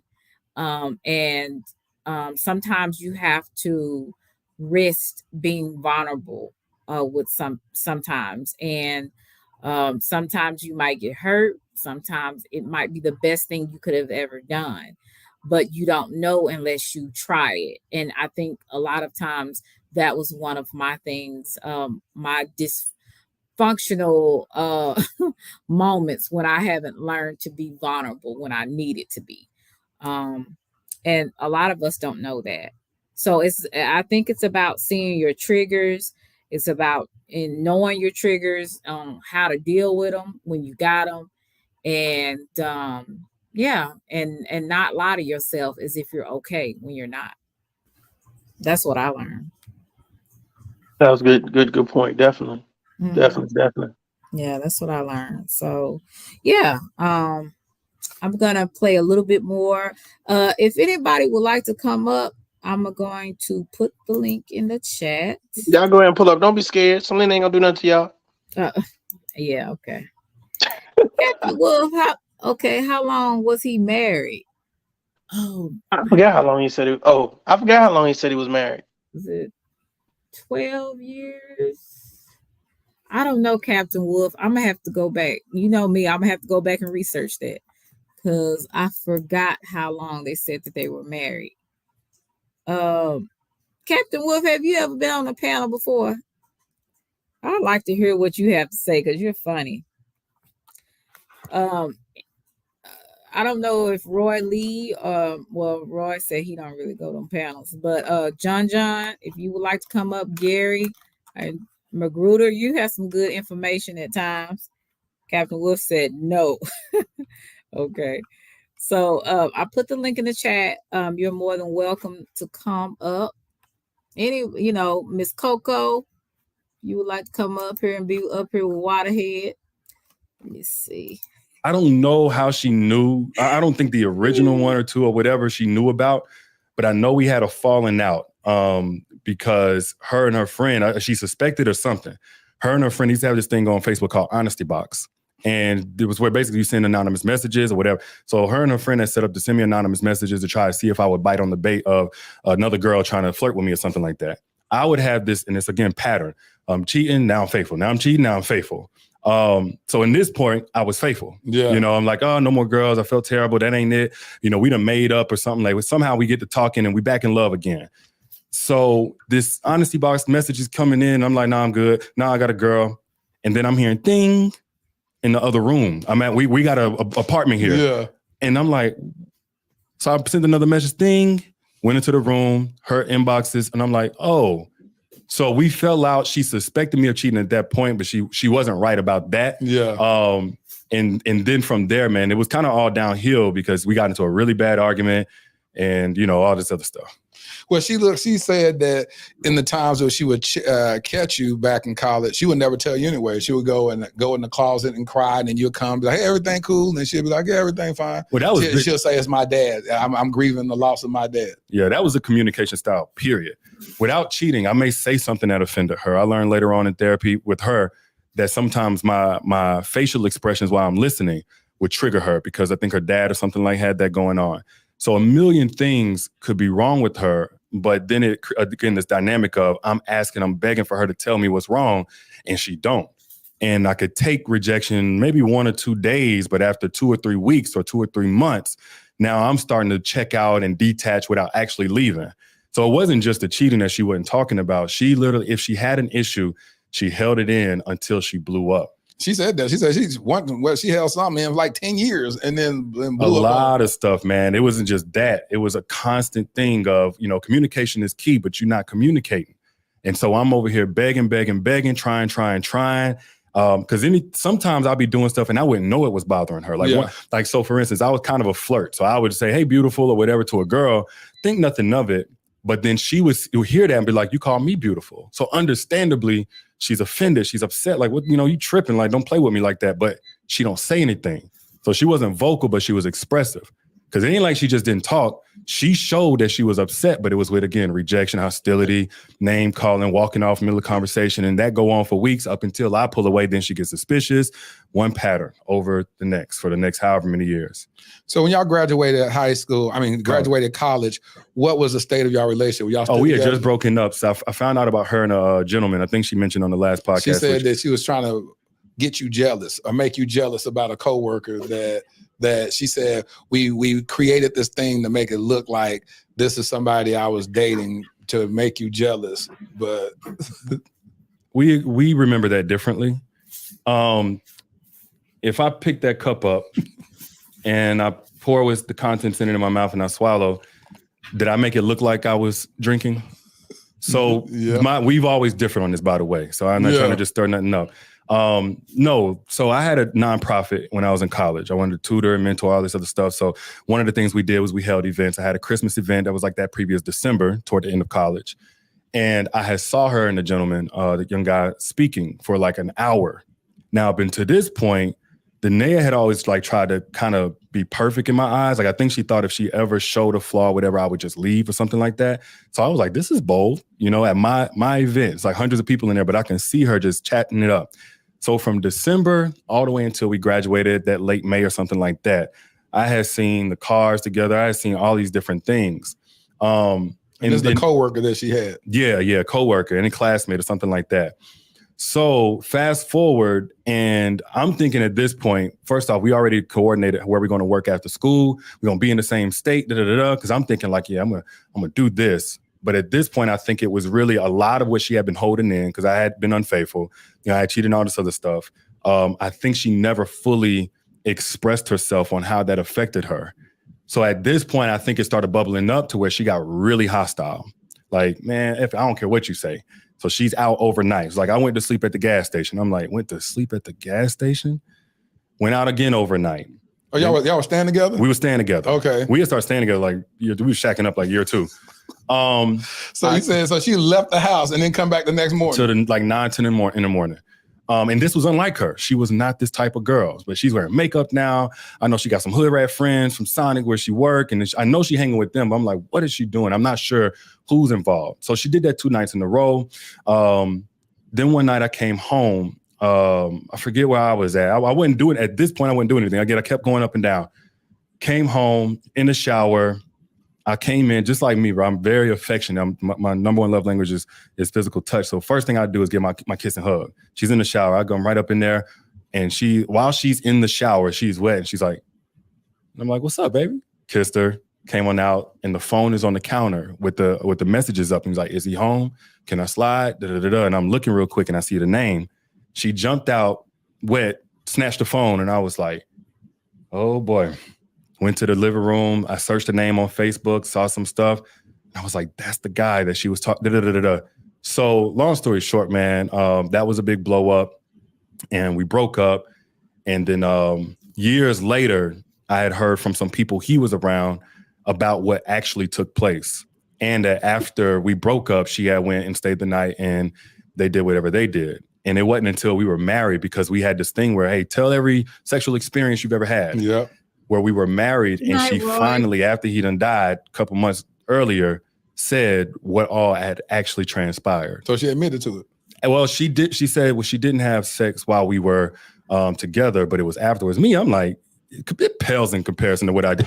I am not going to get mad. Like, let's just keep it all the way G, so we can sweep this away and get on to the next chapter. But we had the direct answers. We broke up. We broke up because of that.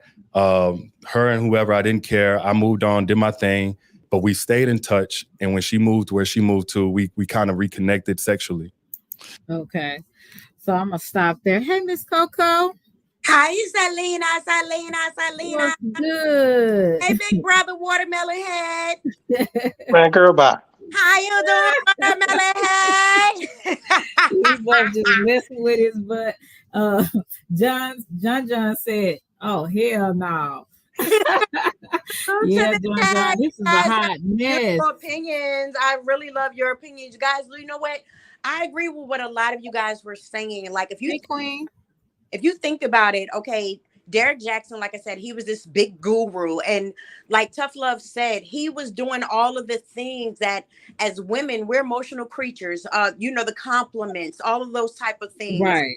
And like we stated, women, when they cheat, 9 times out of 10 is going to be emotional. It's going to be the emotional cheating first. If they feel neglected, if they feel like you don't value their opinions, if they feel like, just the little simple things, a simple thank you, a hug, affection, all of those type of things, that's the easy way that they will step out before they do anything physical, vice versa, some men.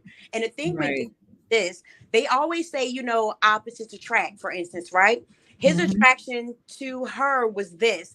She was the total opposite of what he was used to. However, the issue became this. Anytime any woman experiences any type of sexual trauma, it does something to you, not just emotionally, but physically. And I'm because with me, when that happened to me, I did have issues in a relationship that it brought me back. Okay, this is an echo. Yes, an echo. I hear. Okay, is that Gary? Yeah, probably. Okay. Someone has to get off of the YouTube and get on this StreamYard. But keep going, Miss Coco.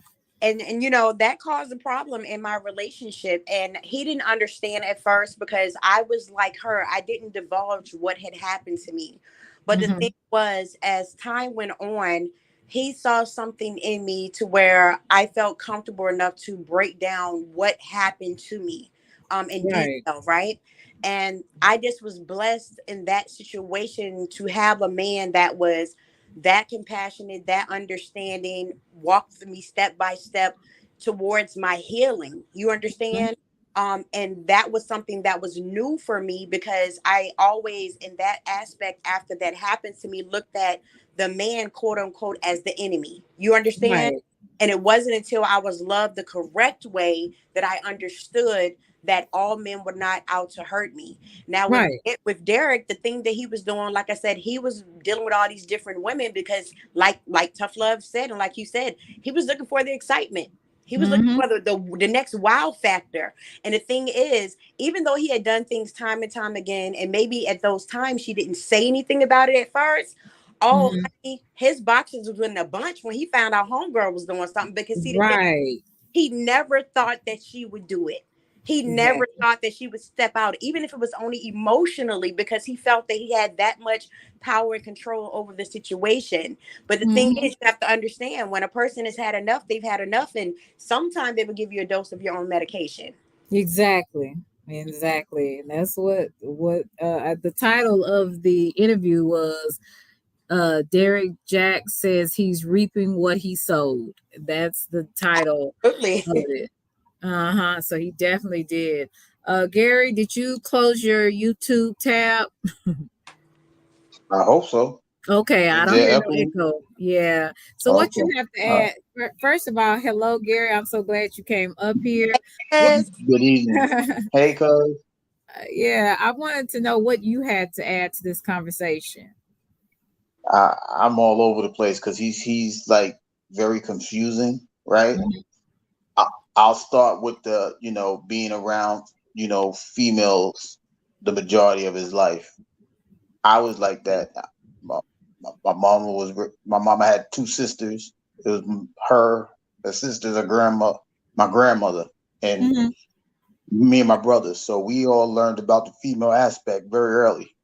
So Okay. the first thing that we notice is if if our if your mother goes through like emotional situations, we tend to want to be better than what we see in front of us. Right. Right now, our mama, just like I said, she was a single mother. She worked. She did all those things. So we would rather try to make things easier for the person that we're going to enter a relationship with. Mm-hmm. Right. And they also taught us, how to pay attention to little signs and things if a female goes through something, right? Mm-hmm. I believe that his wife had went through something before they even met, before that the rape, before they got together. I think Right. something else happened before that, and I don't think he saw it. He just saw, Right. I don't know, a big butt and a smile. And Well, so I she don't didn't think have he a paid big butt. attention to all the red flags. Yeah, he He was Bell Biv DeVoe in it.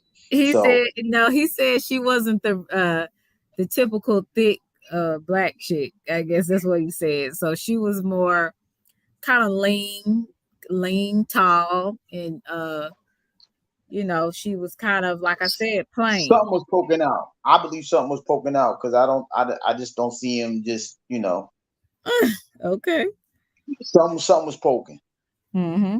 But I just think that he missed a lot of the signs. Right.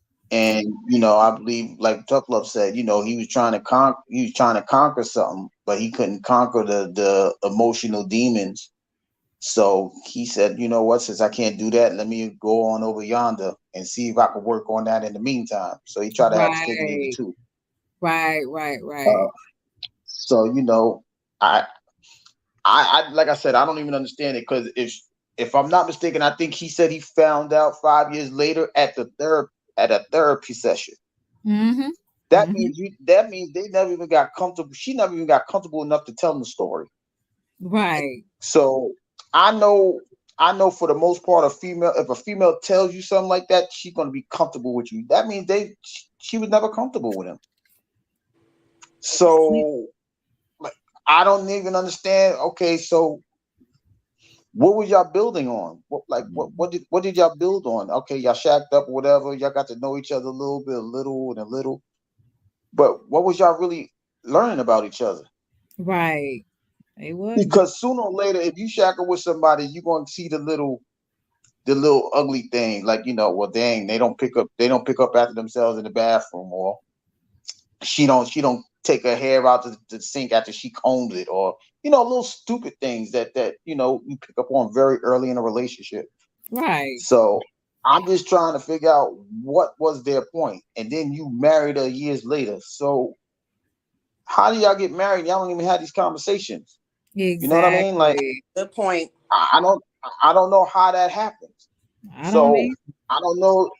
I don't know if it was I don't want to say it was a marriage of convenience because it's not a convenience because they don't even know nothing about each other to where they can be convenient with each other. You know what I Exactly. mean? So I don't know what they saw, but I just think he missed a lot of flags. She probably was like, all right, I got the job, so I might stay with him just to see what happens. But like I said, once she started dealing with the trainer was giving attention that she wasn't getting at home. So okay, Mm-hmm. well, you out there, I'm gonna be over here. All right, we're gonna act like we going to Jack Lane and work out or something. I'll holler at you Right. later. You know what I mean? So we can't do tick for tax. And if a female does that, then she's not even in it from the beginning because she's on her way out the door because the emotions is not even there. It's not. The love is not even there. So I don't know what he saw or what he was doing, but he missed a lot. Yes, And he that did. goes back to what Toughlove was saying in his video when he was saying, "Yeah, we got to thank Derrick Jaxn." You think about it. Derrick Jaxn was giving all this advice to what the men should do for their women and the compliments and stuff like that and all this other stuff. But you wasn't doing that with your own woman, lady. You know, you was doing it with your own Exactly. lady. Like, that's the weirdest thing ever. Like, he was giving advice and he was not even utilizing it in his own relationship. Hmm. Isn't that something? But that's how a lot of people do. It's how a lot of people do the same thing. I'm gonna share tough love, tender love, tough love. You dropped off. What about Uh, yeah, he needs to. Let me put the link back in the chat. I'm gonna share his video for those who haven't seen it. Let's see. Let's share this with you guys for those who haven't It's seen hot it. in Texas. It is hot in Texas.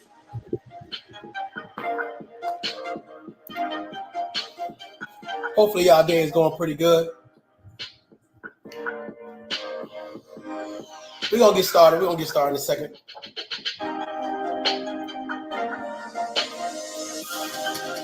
I appreciate that. Thank you very much for the super chat. I appreciate that.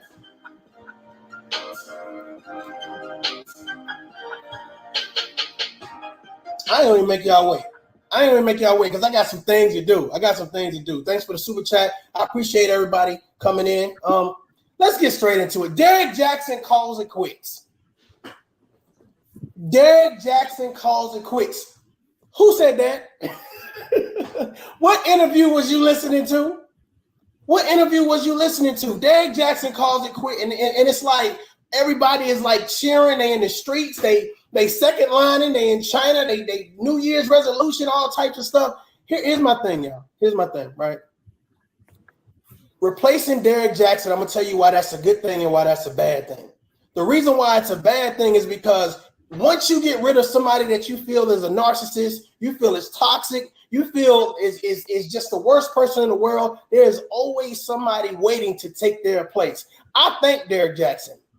And I'm going to tell you why I thank Derrick Jaxn. Because of Derrick Jaxn, he let me know as a man what my weaknesses were.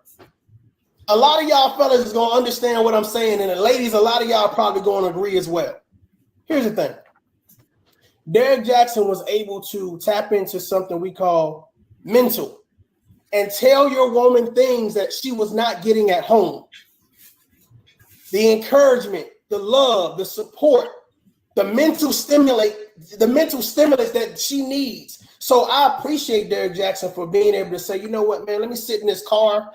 You know what I'm saying? Let me put on this t-shirt and let me come here and tell these women what they need to hear. Here's the issue. If Derrick Jaxn leaves now, have you been on your job? Come on, let's it's been a minute since I talked to y'all, but I really want to talk to y'all.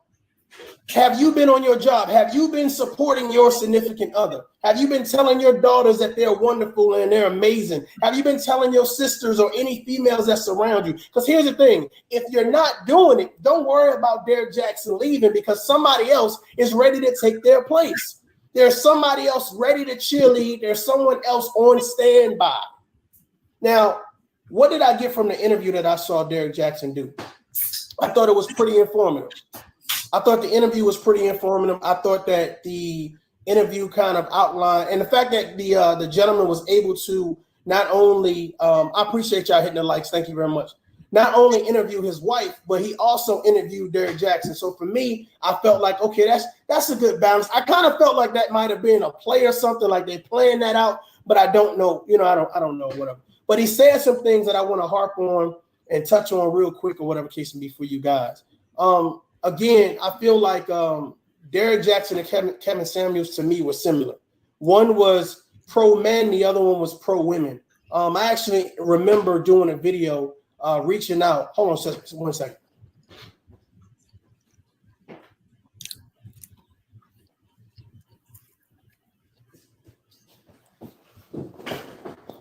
My bad. You can't pause in the middle of a podcast.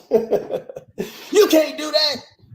But I remember reaching out to Derrick Jaxn and I asked him a question and I said, how come you don't talk to men? Like, how come like your encouragement and empowerment, you don't talk to men? I never got a reply, but I think he ended up kind of altering his conversation, you know, a few videos or whatever. So I really appreciate him doing that. I think that is very, very important that you promote balance between men and women. I don't think it's of course it's great that women can gather and hear things that really inspire them, encourage them, that promote a sisterhood or whatever. But at the end of the day, what are you encouraging and what are you inspiring them to do? Because it's and I know that we have a lot of places, especially here on YouTube. Salute, I see you in the building. I know we have a lot of places here on YouTube because YouTube is huge that we can go and we can listen to content creators or whatever. And I always say your content is your character. So I just don't want to be that YouTuber that promotes division from Black women or division from Black men or division from society, because you have some content creators that promote, hey, you know, you need to be just worried about you and don't worry about nothing else. But self-awareness is very important. But back to Derrick Jaxn. Derrick Jaxn calls it quits. Well, that's not what I got from the interview. I didn't get anything about him calling it quits. I didn't get anything about him slowing down and stopping or whatever. I think that now more than ever, women are feeling him even more. Fellas, I'm sorry. I gotta be true. I gotta be truthful, fellas. I gotta be truthful. I think that now more than ever, women are feeling him more. And I'm gonna play just a small snippet of what it is that he said, so that way you can understand why I'm gonna say this. But I think that Derrick Jaxn did something that a lot of women like, which is show vulnerability. So now that you do that, you admit you're wrong. Hey, you know, I ain't perfect, et cetera, et cetera, et cetera. It's like, oh, okay, I can still rock with you. The issue is, and I'm gonna tell you why people mad. There's a lot of people mad because Derrick Jaxn was their online boyfriend. You just came back and back. You starting shit. Hold on. Derrick Jaxn was your online boyfriend. And it's okay. It's okay. Yeah. Your place to escape, right? Your sexual chocolate in the car, right? But the issue is that a lot of people felt bamboozled because they used a lot of Derrick Jaxn's talking points against their significant other. They used a lot of Derrick Jaxn's narrative against the person or the guy that they were dating. And it turned out that the guy that they were really, you know, going after was the person they were listening to all along. So a lot of guys, of course, are cheering and they're happy. It was like, I told you. But I believe, I'm going to be honest with you, I think that not that Derrick Jaxn ruined a lot of relationships. I think that he helped a lot of relationships not heal. Because sometimes when you promote somebody finding their power and their strength, sometimes it's them that's the problem. Sometimes it's them that's the narcissist. Sometimes it's them that's the toxic one. So if you always cheerleading and saying, ain't nothing wrong with you, you perfect. Ain't nothing wrong with you, you good. It's the other person. So now you go back to a relationship with this validation, right? And this admiration for self. And you go back to a relationship and say, well, I just got confirmation it ain't me. And it was like 100 million people in the chat. And we all think it's you as the man, you as the boyfriend. Well, then you got to ask yourself, well, where does that leave the boyfriend? Where does that leave the boyfriend? It's like, well, shit. I mean, this is not a we relationship. This is a them relationship. So when they say something, you come back and regurgitate that to me, and it's definitely unfair and it's definitely toxic to the relationship, because neither one of you, when you come back and bring that information to him, he's probably going to be on. Salute, Gary. What's up, man? He's probably going to be on the defensive. So when you find information, ladies, gentlemen, make sure that you find information that's balanced, you can bring back to your relationship, so that way you guys can have some real dialogue. Because when you're listening to someone that's saying you're not the problem, there's nothing wrong with you, you shouldn't go get help, you shouldn't go get counseling, then your relationship is always going to stay rocky. You're never going to allow that person to actually sit down comfortably and talk to you. And I think that's the problem right there. So is Derrick Jaxn quitting? No, he's not quitting. Is he giving up? No. I think that a lot of things that he says, it'd be spot on.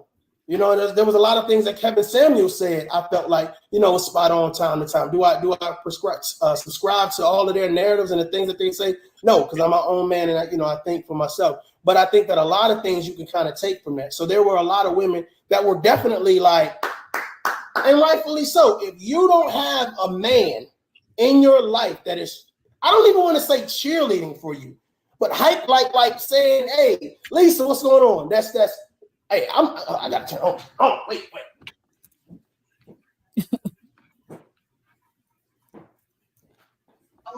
He really took a break. I gotta turn the air on in this section of the house. So I gotta do that real quick. Your boy was getting hot. That's what I'm saying. That's what I'm saying. I'm taking the $4 and go get a fan.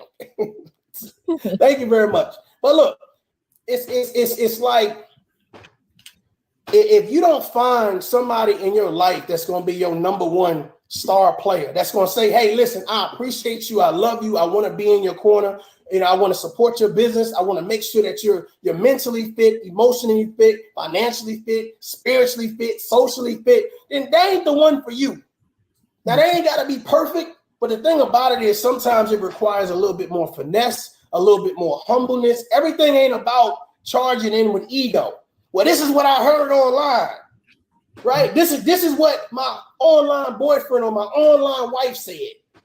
This is what 17,000 other people said. Sometimes they could get it wrong too, especially when they don't know the details. Right. The person that you're dealing with sometimes responds based on how you promote the situation. I.e., let's say you woke up with a nasty attitude, and the text messages that you normally send, you didn't send all day.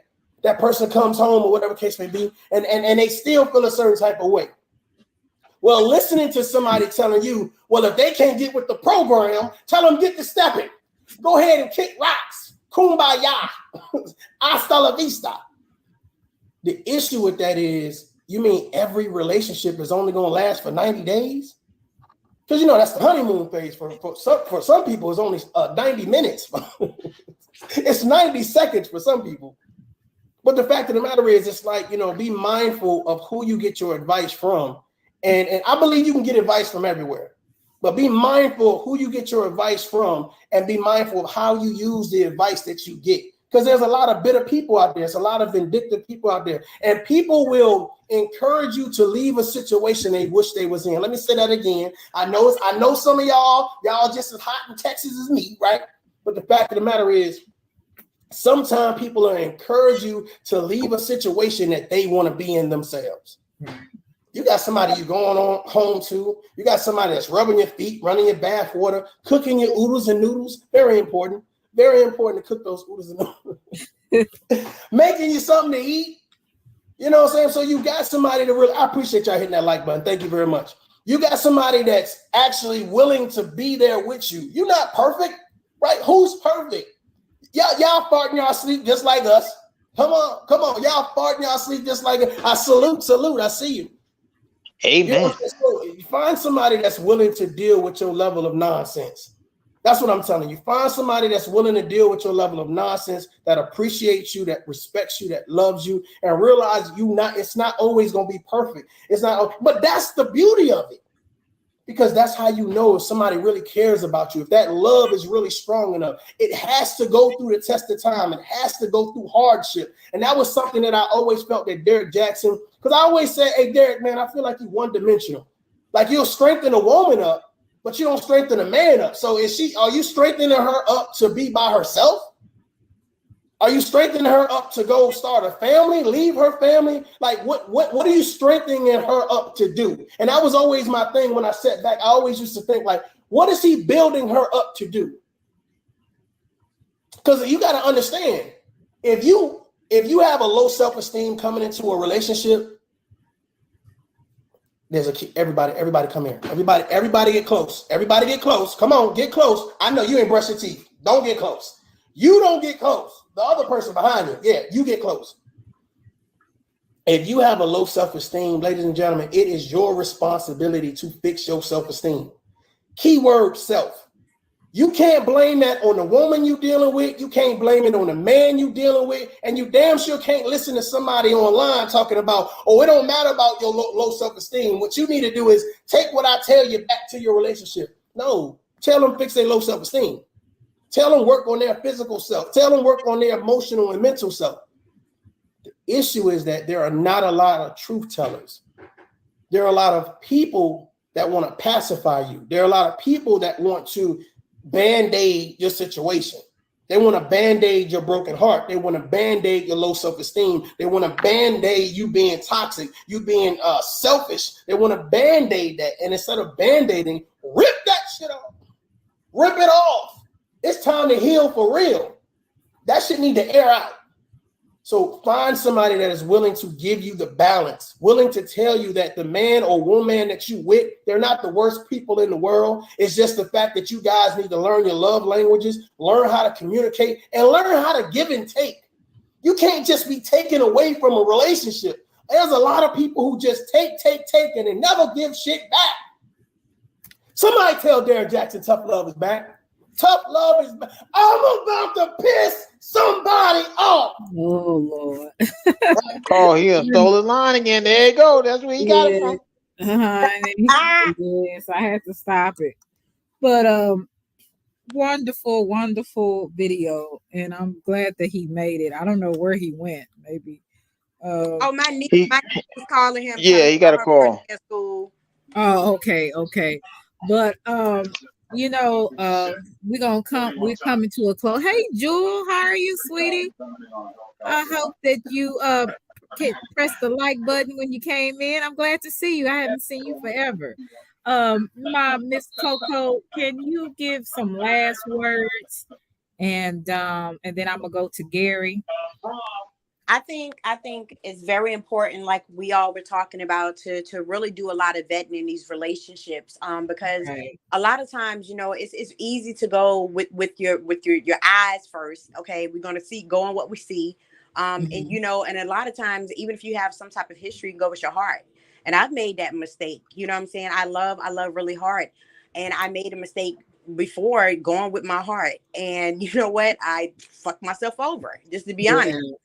So what I've learned to do now is I look at everything, every sign, every red flag. Like, I look at all of those things and I don't ignore them anymore. I don't give a damn who it is. I make sure that I pay attention, because see, sometimes we do get clues along the way.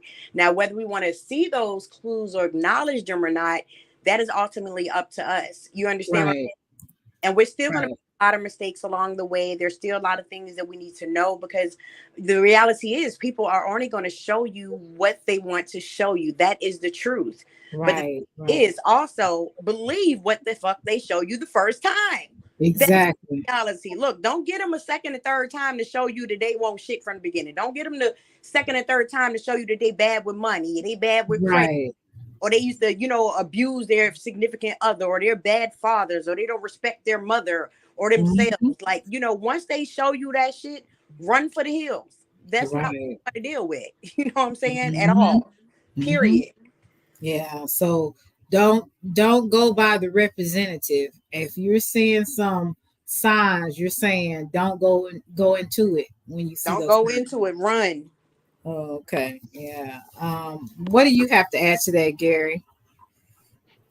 Well, just to piggyback off of Miss Coco, the expression is "fool me once, shame on me. Fool me twice, shame on you." You only get one shot, so let's just leave it there. But as far as the guys, I think we gotta come into these relationships or these situations or whatever y'all want to call whatever they're having, with the understanding that we're gonna sacrifice more than a woman, right? Because we want them to be with us. So we're gonna have to say, you know what, I need to give this up, or I need to give that up. I don't think Derrick Jaxn I don't think he gave up anything, because he was willing to, okay, well, this one bad sign, I could go ahead, let me hit the streets. You know what I mean? So we got to learn we got to stand the course. What we always say, we got to stand up, we got to put our 10 toes down, we got to stand up 10 toes down, right? So if you don't have that foundation, you're always going to be shaky. Right. So soon as something happens, you're going to go, oh, well, let me go to what's natural for me. Whether it's the streets, whether it's the girls, whether it's cheating with boys or whatever it is, we're going to have to do that. For men, we got to learn how to, we got to stand still. We got to stand through the storm sometimes. Just like a woman, like most women, they'll stand through plenty of storms. Like his wife stood through some storms. He got to stand through a storm. So I think for the men, we as we vet, we got to also prepare ourselves, or we plant our foundation. Because if we're gonna give our lives to somebody, if we're gonna marry somebody, we're gonna have to set a foundation for both of us, and Right. not just ourselves. There's no I in team. So when you get married, you're now a team. So you can't just think about you. So going forward, I just think that we need to, take more time to really understand what we're really willing to give up in order to make a relationship work going forward. Very true. Right. Well, I tell you, I had a great time, and this is a wonderful family affair Yeah. because all of y'all are family. And I'm so gracious to be a part of this panel. I really appreciate you guys for coming up. Miss Coco, you know, you my girl. That's Uh, my buddy. you've been authentic from the beginning, still supporting me, and I appreciate you so much. Gary, you've been a blessing to me. Just your encouraging words, just you being in the chat, and coming on my panel is just a blessing. And of course, Waterhead, aka Watermelon Head, he is such a blessing as well. Just to Leave my really, cousin alone. yeah, you know it's all in love, y'all. But he's just been a blessing to me as a whole. Really, just kind of letting me kind of piggyback a lot on him, and him being a part of my shows. They really make them more alive. Hey Gartrell, I don't know if I spoke to you, sweetie, but you said there are very few channels that I watch, so I've never heard of this Derrick guy. Okay, yeah, you should check out the interview. It's pretty interesting. Him and his wife on did an interview. It's called My Dear Future Wifey. And it's really good. It helps you to see both sides. So it's something to really look at. And like I said, he was a relationship, I would say, guru, where he had a lot of women subscribers and supporters. So yeah, it's something to look at. But thank you, Gartrell, for coming through. And my girl Jewel, I haven't seen you forever. It's great to see you. It's great to have the few people that I do have in my chat. Thank you so much for participating in the chat, being part of it, whether you just came through to press the like button or you came through to give me a view. Thank you, John. You're always a blessing too. I wish you would have got on the panel as well, because you have a lot to add to the conversation. And I know you were pulled everywhere, but I'm glad that you did drop by and come through here. Everybody that came through, from Jasmine, Roy Lee, John, Cheeky D, and Cynthia or Cece. I can go on. Everybody that came through here, I appreciate you so much. I really, really, really do. And if this doesn't teach you anything, I always say treat people like you want to be treated. That's the golden rule everybody should live by. And I always say two things: if people will learn to mind the business that pays them and treat people like you want to be treated, the world would be in a lot better state. But unfortunately, we still have people that don't understand or comprehend or don't want to. So that's where we have the problems. But if you don't learn nothing else through this whole live, treat people like you want to be treated in a relationship or just all around. Okay. If you haven't subscribed, I would love for you to be one of my subscribers. I appreciate everybody that comes through. I wish I had a whole bunch of money. I would give you money, but to show you my appreciation. But one day I will be able to do some giveaways one day, not now, but one day. And just to show you how much I appreciate you guys. Guys, I hope that everybody has a great night. Thank you so much. I appreciate you, Jewel. Hope everybody has a great night. Hope that I can keep bringing you good topics, because I want to make this a comfortable place, a fun place, a place where you can get information, a place that we all can learn. Because I'm not trying to teach, because I'm learning just like you. So I want to wish everybody a great night. Thank you, my sis, Miss Coco, my boy Gary, and my boy Toughlove. I love y'all. I appreciate you guys. And make sure you like, share, and subscribe. And if you feel like some of my content is some, decent content, you could just share my content with other people. Let them know about me, because I am a small channel and I'm trying to grow. Also, other people that is like Miss Coco, she has a channel. I don't know, Chicky, if you can put her channel in the chat, as well as Toughlove. Who else we have here? John Show. He has a channel with shorts, and he's very good with music. If you could put John's information in there as well, so people can be subscribed to him. Cheeky has a great history channel. Please subscribe to Cheeky Channel TV. Let's see who else we got. Miss Queen Sunkiss, a good channel. She has a lot of great conversations as well. There's just a lot of people in here that I've seen. Magruder has a channel. If you could put Magruder's channel in there as well. So we have a few people in here that have channels and have really good content. And I hope that we can all support each other. You know what I'm saying? So, and Kevin, thank you for coming through. I don't know if you're still here. I appreciate you. I believe you're a new person. I've never seen you before. So thank you for coming. Everybody, realists, everybody, thank you so much. I hope you guys have a good night. I'm sleepy, so I'm going to bid everybody a good night. And just know that love you to Reese's Pieces, and I don't have to know you to love you.